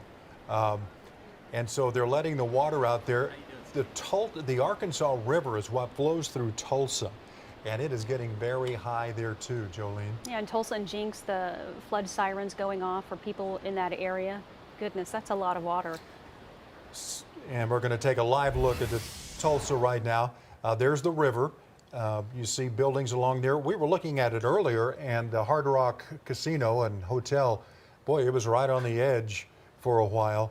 But you see the river getting really wide there in Tulsa. That's the Arkansas River. There are a lot of businesses, restaurants, a lot of things along that river. They really take advantage of it and have a lot of things along there. So that could be a big deal. Yeah, and the new parkway down there too that everybody enjoys so much. So it's not just to central and western Oklahoma, it's eastern Oklahoma too, as you can tell from that right there. Now here's that Twin Lakes video. This is from the Guthrie News page. Video of a home swept right off into the Cimarron River there. This was earlier this afternoon. Good grief. Yeah, and you see the homes. We've seen this, as we said earlier, a few years back when homes were falling off the edge of the bank there. The flooding Cimarron eroded the bank, and the homes just tipped in like that one did. We've seen some collisions there also of like sheds that went in and then collided with another home that was floating down the river. So such a sad thing to see. Just hate this. And that area has been evacuated too. Exactly. And we want to talk about what we were talking about earlier, an earthen dam between Hefner and Air Depot is possibly going to fail. So the Oklahoma City authorities are telling folks that along Air Depot and across Northeast 115th Street, people along Autumn Road, Air Depot Road between Northeast 115th and Northeast 122nd need to probably start looking for higher ground. I know you've talked to some people there. Yes, we have a crew trying to set up a live shot in that area. One of the residents said the conduit that helps drain the lake has collapsed, and that lake level is much higher than the road right now. And earlier it looked like engineers, surveyors were assessing the collapse of one of those conduits, drain pipes. there. So that's a lot of water. It's a lot of water. There's some high-dollar homes there. Of course, it doesn't matter what your home costs. Your home is your home, no matter what it costs. But just to pass that along to you, there are some high-dollar homes in that area. And so this is just east of I-35, I believe. And we are worried about an earthen dam possibly failing there. And we got a crew on the way, and we're going to be setting up in just a little bit to get a live report from there to show you what we've been talking about. So we just want to let the folks in that area know, be careful, because that dam is in danger of failing. I think Jacqueline Chappell and photojournalist on their way out there, and our reporters have been very good when they're out in the field doing Facebook Lives, taking pictures, taking video, and a lot of times while we're on the air here and Mike is, forecasting the weather, watching the storms, our crews out in the field are really doing a good job of keeping things updated. So if there's a particular area that you're worried about, right. It'd be a good idea to follow some of our reporters, right. and you can see it as it's happening. They are very good at posting, as you said. This was the Okmulgee tornado, one near Okmulgee. It came down about 5:45. Our chasers were out there after it. I believe it was Mike Bennett and Mark Dillard. They were on this, and take a look at that. I don't know how big it is, but it looks dangerous, that's for sure. Mike, what do you think that tornado Well, could be? it was violent. It was multi-vortex. It had a giant mesocyclone, or the parent circulation above that tornado. It was several miles across, which you get these tornadoes with these giant rotation rates, and also the size. It starts laying down these multi-vortex little fingers, and then it kind of congeals into like a barrel-shaped tornado. And Mike Bennett and Mark Dillard both talking about the strength of the motion in that vortex. And sadly, these are the kind that really can wipe out some things, and that's why we have a PDS tornado watch in effect. Let's go ahead and take a look at the kind of broader view. There's another view there from Mike Bennett showing you a zoomed-in view of that violent motion there underneath that tornado. That was a short while ago, southwest of Okmulgee. The only tornado warnings we have right now are in North Tulsa near Owasso, and then over by Haskell, Oklahoma. Over here to the east, there are no tornado warnings right now in central Oklahoma, but there are some severe thunderstorms around. Here's a live view from Tulsa, and if we can tell, is that the casino area there? Is that the casino there down by Jinx? So this is going to be South Tulsa, the Arkansas River right there. So storms are up in northern Tulsa County and down to the southeast of Tulsa, but there's the Arkansas River showing it basically at bank full. There, flood sirens are going off down here in South Tulsa and Jinx. They're releasing so much water out of Keystone at 29 feet above normal at Keystone, and still climbing, by the way. They're releasing the maximum amount they can on the Arkansas River to basically measure the amount of flooding that they're going to have. They know how much cubic feet per second they can release out of the dam. Arkansas comes up X amount or a given amount, and they know they're going to flood a certain amount of people here, and they incrementally raise that level, the water level and the distribution out of the dam in cubic feet per second to measure how much flooding they're going to be expecting downstream. So it's kind of a known quantity, but Keystone Lake keeps going up, so they keep having to raise the downstream level of the Arkansas by incremental amounts, which is flooding more and more of these low-lying areas down around Riverside Drive in Tulsa and down around Jinx in particular near the casino.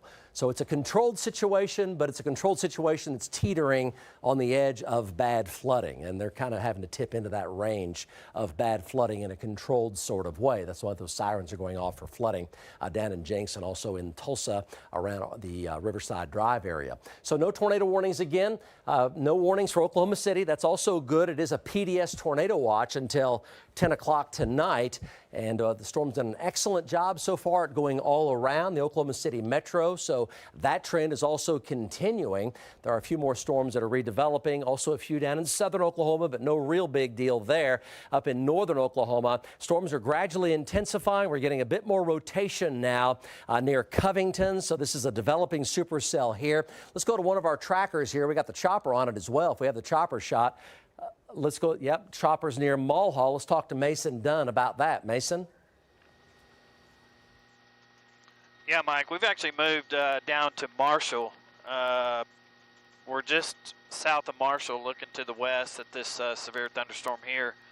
just come down here to take a look at it. So we're just kind of hanging out. This storm looks impressive. It's got some outflow-looking clouds and some low-hanging clouds. So we're just kind of here keeping an eye on it. And we'll keep you updated. Back to you. Mason, appreciate that. Let's go to Emily Sutton, also on that line. This is up by Marshall, Oklahoma. Emily? Yes, Mike, we are on the same exact storm, had a pretty good view of it, and you can definitely see the shelf cloud. It has some organization to it. Saw a little bit of scud going up into it. Definitely could have some large hail with it. It has some broad rotation west of Marshall, so we've been just kind of watching that area. Having a little bit of trouble trying to navigate the roads because of several flooding issues and closures. And, of course, you don't want to drive on any of the red dirt roads and mud roads after such a big rain event. So organized storm, we're repositioning, and we'll be keeping an eye on it. Mike? Okay, tornado near Bald Hill over northeast of Okmulgee from a tracker. So still on the ground southeast of Tulsa. So Bald Hill tornado on the ground right now. If you know anybody that lives over there by Haskell, Oklahoma, that's heading generally for Haskell. Let's go over to Corey Inman, also tracking this line north of Oklahoma City right now. Corey? Down the... Or Aaron Brackett, either Corey or Aaron. We can go to either one. Aaron?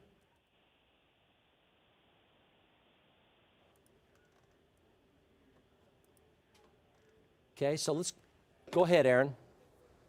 Yeah, it's fairly high based, really no funnel coming out of it, but still persistent wall clouds. Been there about 15 minutes. So this is near Perry. We're coming up on the south side of it. So continuing to watch this, but definitely not quite as strong as the part of the storm that Emily Sutton is on right now. At least it doesn't appear to be as strong visually. But again, as these things will come up and come down, we'll continue to watch it.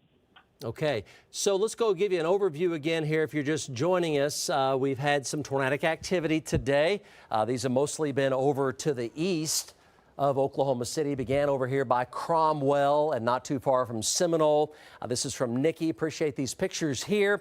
Video clip there. That was about an hour and a half, 2 hours ago now. And then Mark Dillard and Mike Bennett tracking a long-tracked violent tornado from near Okemah over to near Okmulgee. And that was about an hour ago now, 6:25. But we have storms picking up in intensity to the north of Oklahoma City. A PDS tornado watch is in effect. Storms have done a great job at avoiding Oklahoma City. They've been pretty much every direction from Oklahoma City except in the metro, but our PDS tornado watch continues. The tornado warnings up north of Tulsa, near Owasso, and also near Haskell and Bald Hill, Oklahoma, a little ways to the north of Morris, Oklahoma, Highway 16. And then back down into southwest Oklahoma, tornado watches also. No warnings in effect for the Oklahoma City metro. That's good, just a tornado watch, and it is a PDS tornado watch. So let's check radar here. So we have these storms gradually becoming more supercellular. In fact, a supercell definitely forming now. So this is a heads up. Supercell definitely forming. Rotation coming up very quickly. In fact, kind of shockingly fast rotation coming up here just to the north of Marshall. Let's go to the chopper, and that's a big-time supercell here with a hook, and the rotation big lowering. See, the chopper here is right there on it. We're constantly repositioning our crews when other folks are talking on the TV, and Mason Dunn is right there. Mason, this rotation picking up shockingly fast. No tornado warning yet, but it's got a big wall on it and a big feeder cloud coming into it. What have you seen here in the past couple of minutes? Definitely ramping up here. Well, Mike, it does seem like it's intensifying. We got a big shelf cloud here just to the southwest of the wall cloud.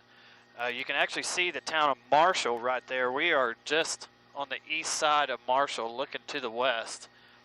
And I can definitely see it when I switch over to reflectivity. I can definitely see it picking up. I see the green and the red. So we're going to hang out right here. Nothing at the moment, but we'll keep you updated here just on the east side of Marshall. Okay, let's go to one of our ground crews here. I think Corey Inman, Aaron Brackett, Emily. Let's go to Emily Sutton here. Yeah, Mike, we are located just east of the town of Marshall. We have a clear the storm. And yeah, we've been watching that circulation. You can definitely see the shelf cloud with it. kind of a scuddy-looking shelf cloud. You can notice a little bit of scud feeding into the storm. Obviously, a very clear base here, and a little bit of a feeder band feeding into the storm. We're trying to look for any indication of perhaps a lowering. Not seeing it. It is tightening up a little bit, though. So watching that area of circulation, it looks like it's going to move just north of Marshall, and we're situated in the southeast. So, Mike, we're in the perfect position. We're looking at the wall cloud right now. If it continues to tighten up, it looks like it could be an issue if it turns right, too, a little bit for just the town, just north of the town of Marshall. So I know Chopper's on top of it. You're seeing ice from the ground right now. Definitely, though, a rain-free base, very easy to see. So we're on top of it, Mike. And they corrected it 3 minutes later. Okay, so a lot of rotation up north of Tulsa right now, so still a dangerous situation there. Let's go back over to radar here and update here for you folks. What's Perry's temperature and dew point and wind, guys, from the Mesonet? So Hook here could be up in a little bit more stable air up here, but the Hook definitely has picked up, and this is going to be approaching Perry. Storm is severe here, and there is some broad rotation, but nothing really tight. Looking at it here from the chopper, but definitely a supercell. See the wraparound Hook there north of Marshall. Here's Perry, so large hail damaging winds. So we're talking about Covington to Billings to near Sears and Red Rock, and it could track very close to Perry also, but right now just severe and not tornadic. Where is that from Oklahoma City? It's to the north, up I-35, about 45 miles north of Oklahoma City, up here in northern Oklahoma. Strong rotation, quite possibly continued touchdowns up by Collinsville, up north of Tulsa, and then from there down to near Haskell and Bald Hill. And Mark Dillard is near Haskell right now. This has been a long track tornado. It skipped over the town of Okmulgee about 45 minutes ago. It has been back down as a tornado near Bald Hill. Mark Dillard now is in Haskell, looking right at that rotation. Mark? Yes, Mike. It just continues to be somewhat broad rotation. Then, excuse me, you'll have a feature that it'll kind of look like it's going to try to tighten up and produce a funnel, and then it will kind of blow itself out. And then you'll have, right now that we're looking at, probably just off camera because it's just to my north, one area of a very low wall cloud, not very firm on either side of it. And then it's got a separate wall cloud feature back to the west from there. So it's still kind of competing, it looks like, for the good air, so to speak, on which circulation area is going to take over. I don't have a tornado on the ground, but we're coming up to the turn here. We're going to head up toward Haskell, and we'll be right back with you. But right now, do not have a funnel or tornado on the ground. Back to you. Okay, that's an update there for eastern Oklahoma near Haskell. There's the supercell there. So we've had tornadoes tracked just northwest and north of downtown Tulsa. Tornadoes tracked out of the Cromwell-Okemah area toward Okmulgee, lifted up and over Okmulgee. That was a violent long track tornado. You saw that a while ago live. Now it is set back down near Bald Hill and may or may not be on the ground. According to Mark Dillard, he cannot see it on the ground, but an organized mesocyclone. Still a tornado warning. Earlier, about 5 minutes ago near Bald Hill, it was on the ground again. Here's Tulsa. More supercells back down between Kellyville and Slick, Oklahoma, and that one's going to be tracking right through Haskell here momentarily. Here's the metro. Let's go on up to the north here and talk to Aaron Brackett, who's up here on that storm coming up toward Perry right now, north of Oklahoma City. Aaron, what do you have? Yeah, Mike, we're sitting right in the town of Perry, and this circulation has basically cleared the town. It's off into the northeast sides of town. But right there, you're seeing kind of a flat bottom base to it that does extend over toward the east-northeast. So we're actually in a really good position. We're going to watch this. If it intensifies, we'll be right on top of it. And we're also watching the storm that's near Marshall that also looks quite impressive on radar and visually here. We've been watching the KFOR stream. That's going to come right toward Perry. So we're going to watch that as it comes in from the west and currently watching the circulation near Perry, which is on the northeastern sides of town. Mike? Aaron, nice job. Let's go back to radar here and check that out. Rotation here is kind of leveled off, but it is a supercell here. So anytime you have a supercell, you got to watch those really carefully. Near Covington, south side of Covington, you can see the Hook there coming around. The wind velocities in that, the spin, are not are not off the charts, not crazy, but a supercell for sure with large hail, flooding, rainfall. That's one of the bigger problems here again, and damaging winds. Covington, southeastern Garfield County, west of Perry. Let's go over to Mason Dunn and the chopper here, looking right at that rotation. Big lowering on it, just not a whole lot of rotation. Yeah, we've moved up to the northeast side of Marshall, looking to the west. We've got kind of two little wall clouds here. We got one here, and Travis can pan out and show you the one to the right. And we got another darker wall cloud here, but it's starting to get a, this one over here is starting to get a little feeder band into it from the northeast. So we're kind of watching both these areas. I see rotation on my velocities on my radar here. So we're right here with it, Mike, and we'll keep you updated. Back to you. So that's the wall cloud there to the west of Perry. Again, it's got a little feeder cloud coming into it. You can see kind of the striations here to the cloud base. Big lowering here, but not a lot of rapid rotation with it, but it is rotating, just not really fast. Flooding is a threat up here and it has been a problem. A car went off the road into a ditch from Emily a short while ago up by Hennessy, Oklahoma in northern Kingfisher County. So a big area rotation here, low angry looking wall cloud, spin's not all that strong with it. Let's go back to Emily Sutton live looking at that storm and also that flooding threat. Emily? Yes, Mike, we're located east of the town of Marshall, and we have been watching this storm, like you said, big, scary-looking wall cloud, very clear, rain-free base. Not seeing any indication, though, of a funnel or anything like that. If anything, the rotation's a little bit broader, but still very organized, severe storm, and could have some large hail with this, and keeping a close eye on it. I mean, hope it doesn't for the sake of people in the path of this storm, but right now we are keeping a close eye on it. Just had a little bit of scud fitting into it. So again, this is the area up here to the north. Let's go to radar to show you the time of arrival on that. The west of Perry here, so coming in from Garfield County. Little rotation there, a little bit of a hook there, but not crazy rotation, not crazy spin. Tracking over toward Perry, flooding, rainfall. And as Emily knows, she was chasing up there in Perry on Monday. They've had too much wind damage, too much flood damage up here in northern Oklahoma. So more heavy rain, large hail, and damaging winds here. The storm is severe. Let's go back over to Kevin and Jolene at the anchor desk, guys. All right, thank you, Mike. We've been talking about flooding from a private lake. A dam broke in there. This is in northeast Oklahoma City. News 4's Jacqueline Chappell is live in that area. This is near Hefner and Air Depot. Jacqueline? Jacqueline, can you see anything from where you're at? Right now, we can't see anything from where we're at. We're on Air Depot. As you can see behind me, they do have the roadblocks up. Right on the other side, about a half mile on the other side, is Hefner. This is 115th where we're at, 115th and Air Depot. But over here where the trees are, back behind the trees, is that lake. It's a private lake along Air Depot. There's a large amount of homes over here and also a neighborhood right back there. And at this time, that dam is in danger of failing, especially with more rain potentially coming in. So I'm going to have Jeremy kind of swing around over here.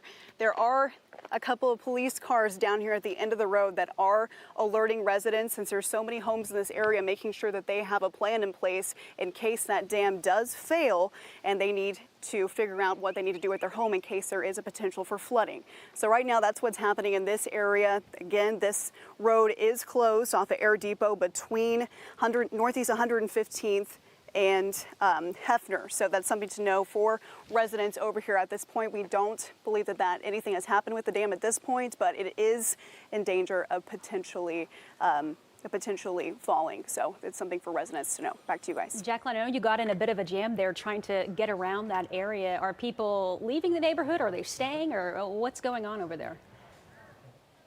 There's honestly been a lot of people, onlookers, trying to figure out what's going on. Like I said, like you just mentioned, a lot of police officers are out here making sure that homeowners do take this seriously. So not a lot of them have left as far as we know, but maybe back in this neighborhood that we can't get to, maybe that neighborhood where the homes are actually backing up to the lake, some of those people might have moved.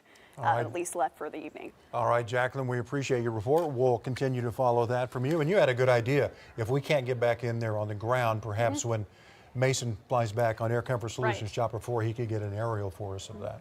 We need to let him know. Yeah, we just did. All right, back to you, Mike. Okay, thank you guys. Let's go ahead and get an update here for eastern Oklahoma. This is where most of the tornadoes have been today. Tornado warning continues north of Collinsville up toward Oologah, 169 and Oologah Lake up here, northern Rogers County up here in northeastern Oklahoma. Also the other supercell near Haskell. Let's go to Mark Dillard here. He's got a shot of this wall cloud. This one's produced that long track tornado violent earlier. Skipped over Okmulgee, fortunately, and there's the wall cloud still continuing with a tornado warning. Mark's got a good shot at it right there. Mark? Yes, Mike, still continues with some, I wouldn't call it rapid motion, but just some lifting and turning motion.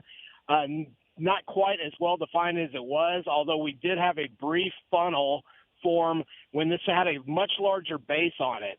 But the funnel was very short-lived. As you can see that motion in there, Mike, it just turns and kind of pulls itself apart and then kind of dissipates and continues this throughout. I think it's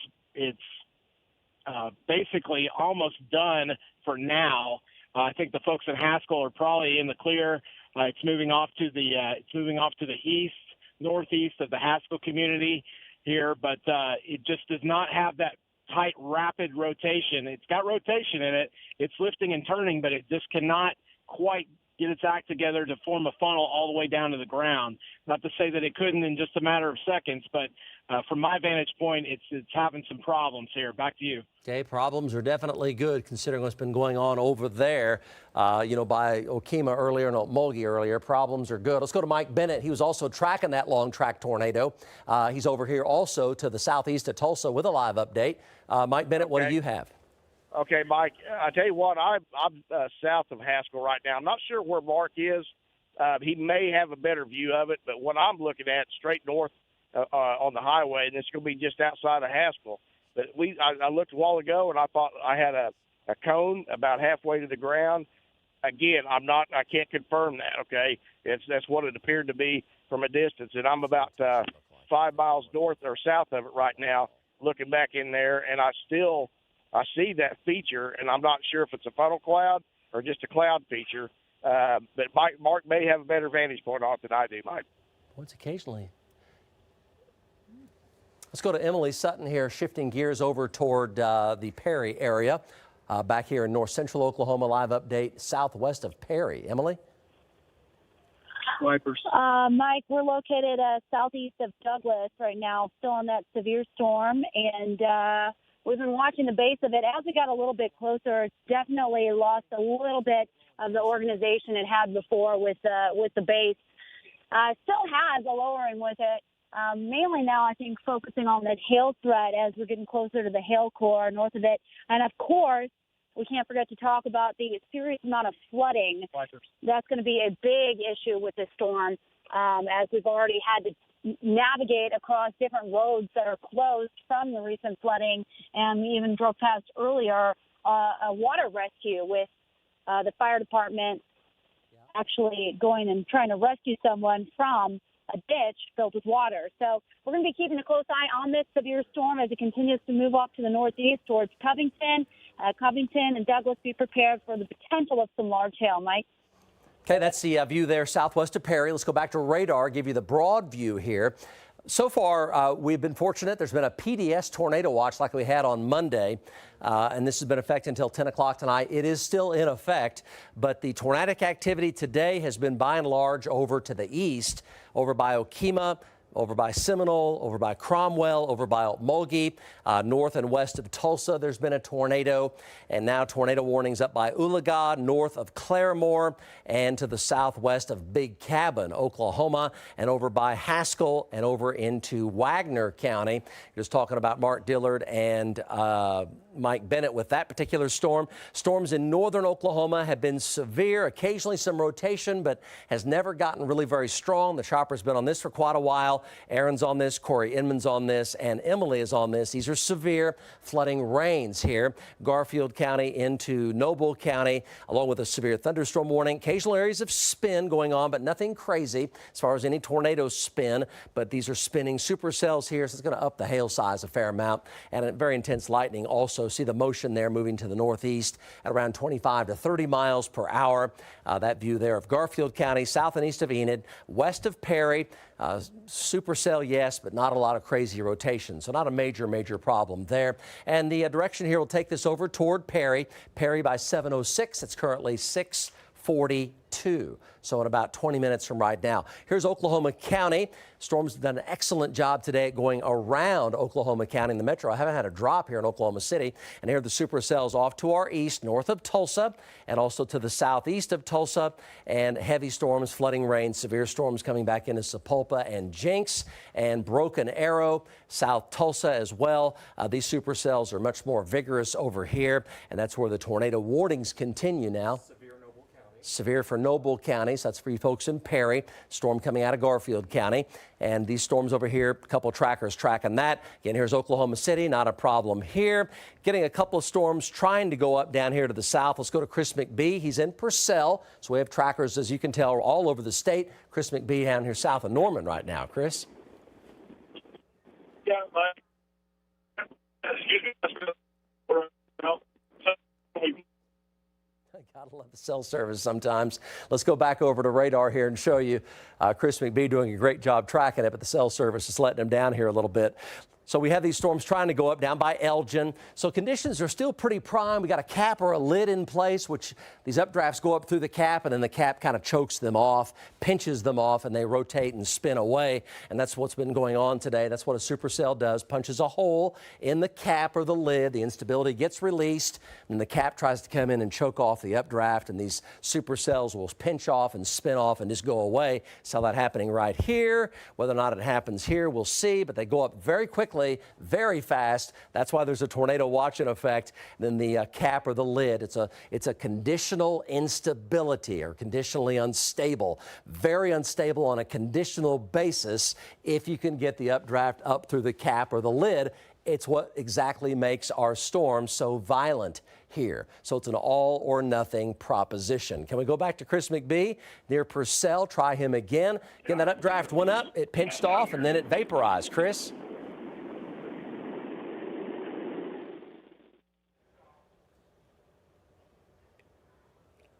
Okay, that's the view down there by Purcell. So that storm tried to go up and weaken. That's also good.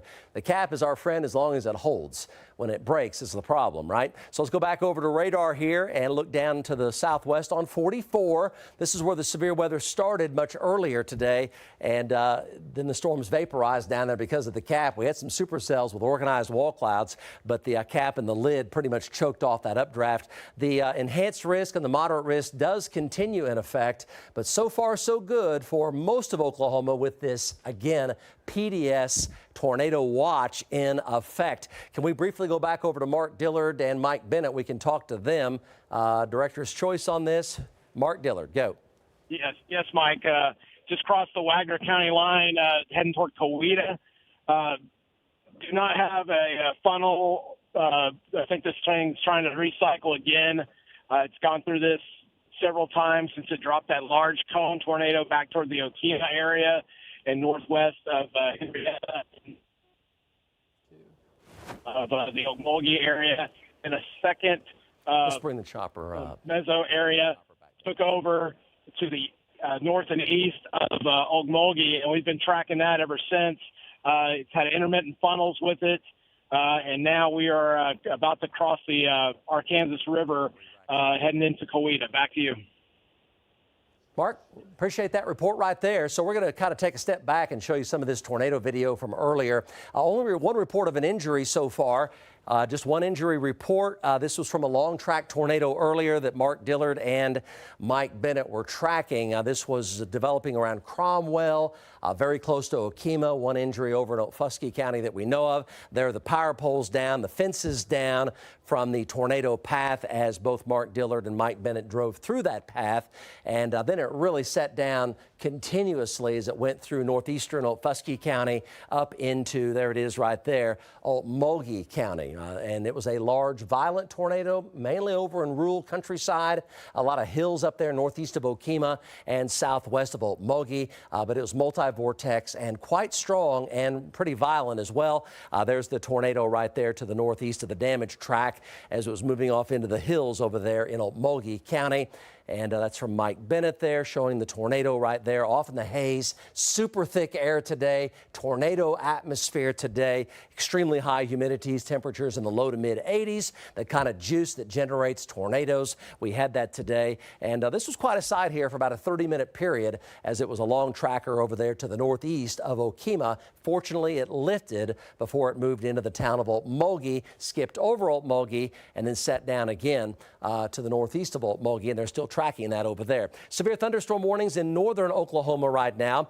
Still a bit of an area of rotation here, but not crazy spin. That's good. Let's go back to one of our ground crews, maybe Corey Inman. Severe storms up here, flooding, rainfall, flood advisories, flood warnings, southeast Garfield County. There's the spin. There's the updraft. Great presentation from Corey Inman. Corey? Yeah, Mike, we're right here under the mesocyclone as it's crossing between Lucene and Covington right now, almost going due north. The city of Perry should be in pretty good shape, should pass to the west, but a lot of motion in these clouds, but nothing that's really localized that would make us think that it's going to be a tornado producer. But this storm has stayed pretty intense for the last 30 minutes to an hour as it moves north up through Covington and into Garber, right up Highway 74, Mike.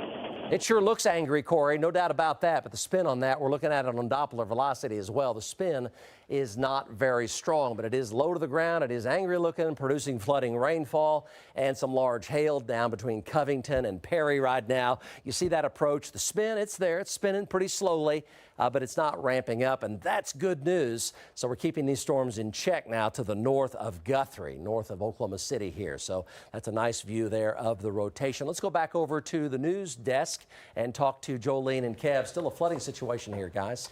Very much so, right, Mike? And we're worried about that dam being compromised over there in that area just east of I-35, Hefner and Air Depot. We have Jacqueline Chappell there. We'll be going to her in just a minute. We're hoping to get some video also from Chopper 4. Maybe they can fly over and show us a little better sight of what it looks like. It looks like she is going to meet someone with the police department, maybe to get more information at Hefner and Sooner Road. So she's in that area right now, trying to make her way back around so she can give us a picture of what it is we're talking about here. Of course, they have this area blocked off to anyone driving in that area, trying to get there, and then people in the homes. I believe this might be a live picture or video from a bit earlier, but you can see people out walking around trying to figure out what's going on. And there's Jacqueline. Okay. We'll be going to her in just a minute. Can we go to Jacqueline yet, Irish? There she is. She's hooking up here. Okay. All right, this is some video that Jacqueline and her photographer, Jeremy Love, just shot for us, and that looks like part of the dam there. And that's it's a private lake that we are talking about here, and it's at risk or possibly has broken, and the water is now flooding down into the roadway. Not quite sure what area this is, what looks like it's particular behind. road it is, but that's kind of what you're looking at in that area. I think it's worse in other places, but of course they've got that blocked off and we can't get to that area. But this is what we can see and what we're allowed to get as close to as possible. I think Jacqueline is ready now. I think she is, near Hefner and Air Depot. Jacqueline. Hey guys, yes, we're still here right off the Air Depot Road, and we're right here off 115th. Hefner's about a half mile that way.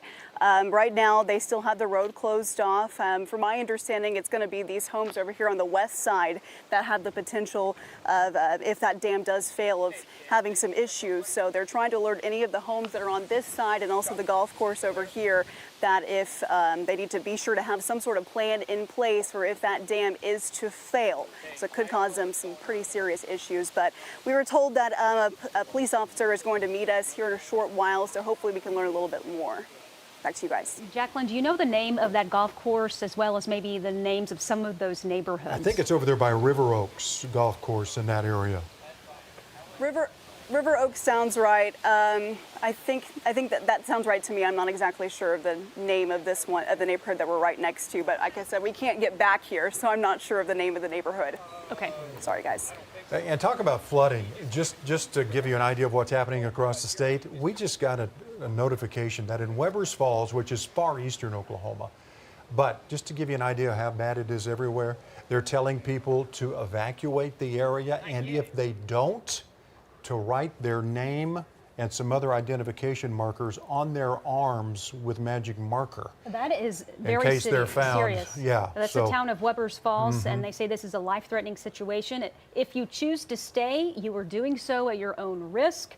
If you choose to stay, we advise you to, again, to write your name and personal information on your arm in permanent marker. Please be safe. Again, that's coming from the town of Webbers Falls. It's way over in eastern Oklahoma, but it gives you an idea, a sense of what's happening all over the state. All over the state. Mike Morgan, ready to give us an update now, Mike. You know, a lot of those places, guys, as you know, are diked over there, right? The Arkansas River has a really broad floodplain over there by Webbers Falls. I know Kevin has been over to Tenkiller quite a bit. A lot of folks have, and they're diked over there. So you start to breach those dikes or levees, then you wind up overwashing right into everybody's homes. That's exactly right. And that's what they're talking about over there, right? If you breach a levee or a dike and it cuts loose, then it just broadens, right? The gap broadens, and then you got the entire Arkansas River going through places like Webbers Falls. Right. Yeah, so it's a bad deal for sure.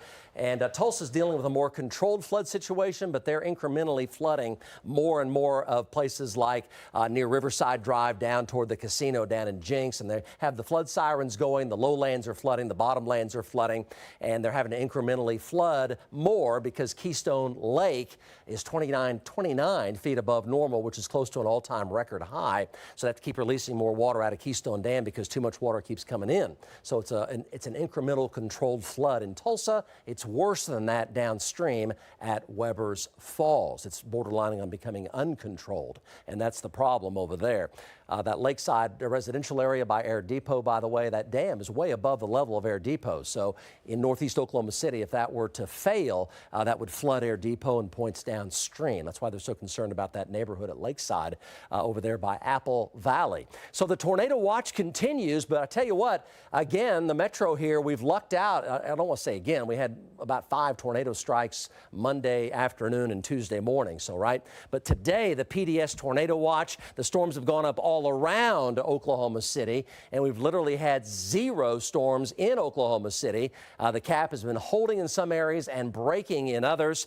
Multiple tornado warnings with tornado debris signatures, likely tornadoes up by Veneta right now, by Veneta, Oklahoma, and tornadoes also near Haskell and Bald Hill, tracking over into southern Mays County near Inola, where those are over in northeast Oklahoma. Tornado warning also just north of Miami, Oklahoma, but look at the lack of warnings near Oklahoma City and down through the southern parts of our state because the cap and the lid has held. And here's radar. A few storms trying to go up but having trouble. They're struggling. That's good. That's the strength of the cap. A severe storm down west of Wichita Falls and severe storms with flooding up here by Covington and west of Perry. Some rotation up here, but it's not crazy rotation. Let's go there right now. Emily Sutton up there by Covington. Yes, Mike, we are located southeast of Douglas, so just south of the town of Covington, and we are looking on the back edge of the storm, the broad circulation that's moving through the town of Douglas. We drove through some very heavy rain, didn't encounter any hail. Earlier, it looked a lot more impressive when we were looking at that big lowering shelf cloud, rain-free base. Now does not look quite as organized, but I'm sure there still could be some large hail embedded within it, but it looks like it's not as strong as before. Mike, real quick, a special story, a shout-out to whatever semi-driver was about 10 minutes driving through the town of Covington. He got out in the pouring rain to rescue a turtle on the road, and that was awesome. He almost ran over the turtle. He stopped his truck in the pouring rain and rescued a turtle. Michael? Oh, love turtles. Good. That's a great story right there for sure. So, yes, excellent. So here is the view of that lowering and that wall cloud up here by Covington. So, again, the rotation here is not strong, folks. We're watching it second by second. It is angry looking, but it is not strong. That is good news. Let's go back over to radar and show you here what we have going on right now. This is northern Oklahoma. Flooding is serious up here. Covington, west of Perry. Storm is severe. It is not tornadic, not crazy rotation. Everything doing an excellent, excellent job at staying in check. severe Garfield Noble here been reissued for flooding, large hail, and damaging winds and intense lightning. But everything's staying in check rotation-wise up into far northwest Pawnee County. Flooding likely the main concern as this comes into Noble County, Perry area at 713. This is about 50 to 60 miles north of Oklahoma City here. Here is Oklahoma City. There are no storms in the metro. A few tried to develop but did not do so. The cap and the lid held. If we have either Mike Bennett or Mark Dillard quickly checking in with them, supercells do continue over here to the east. Mark Dillard. Go, Mark. Yes, Mike. Just leaving Coweta, heading over toward the Muskogee Turnpike, and still have a very, very broad base, but no real strong circulation. Even on radar, it's come down quite a bit, so hopefully things will start to calm down a little bit. I do have to tell you, when we crossed the Arkansas River, though, it was bank to bank full. I've never seen it that high at that point down by Coweta. Back to you. Okay, this is over here to the east of Tulsa, folks. These supercells over here are much more energized over in this part of the state, and they have been tornado producers here. Another little area of spin starting to form near Broken Arrow right now over in Tulsa County. A lot of lightning there. That one is likely watched very carefully by the residents in East Tulsa and in Broken Arrow as it is intensifying quickly. Let's hope nothing happens over there in Tulsa or the Broken Arrow or the new Tulsa area up along 412. That would be near the Hard Rock Casino, where that pretty much is heading west and north of Broken Arrow and then up toward the Hard Rock and Catoosa up there. So again, here's Oklahoma County. Look how good we're looking here. No storms anywhere near Oklahoma City. Storms continue to try to develop down here in southwest Oklahoma. We've got Chris McBee and JW down here.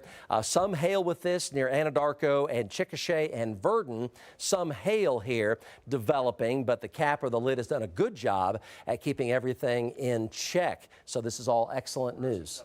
Quarter-size hail in Covington. So this is kind of the round robin, the very latest what's going on. The tornado warnings are all near and east of Tulsa right now, and these have been some big hailers and some pretty large tornadoes over here. One injury that we know of right now over there, and then quarter-size hail in Covington right now.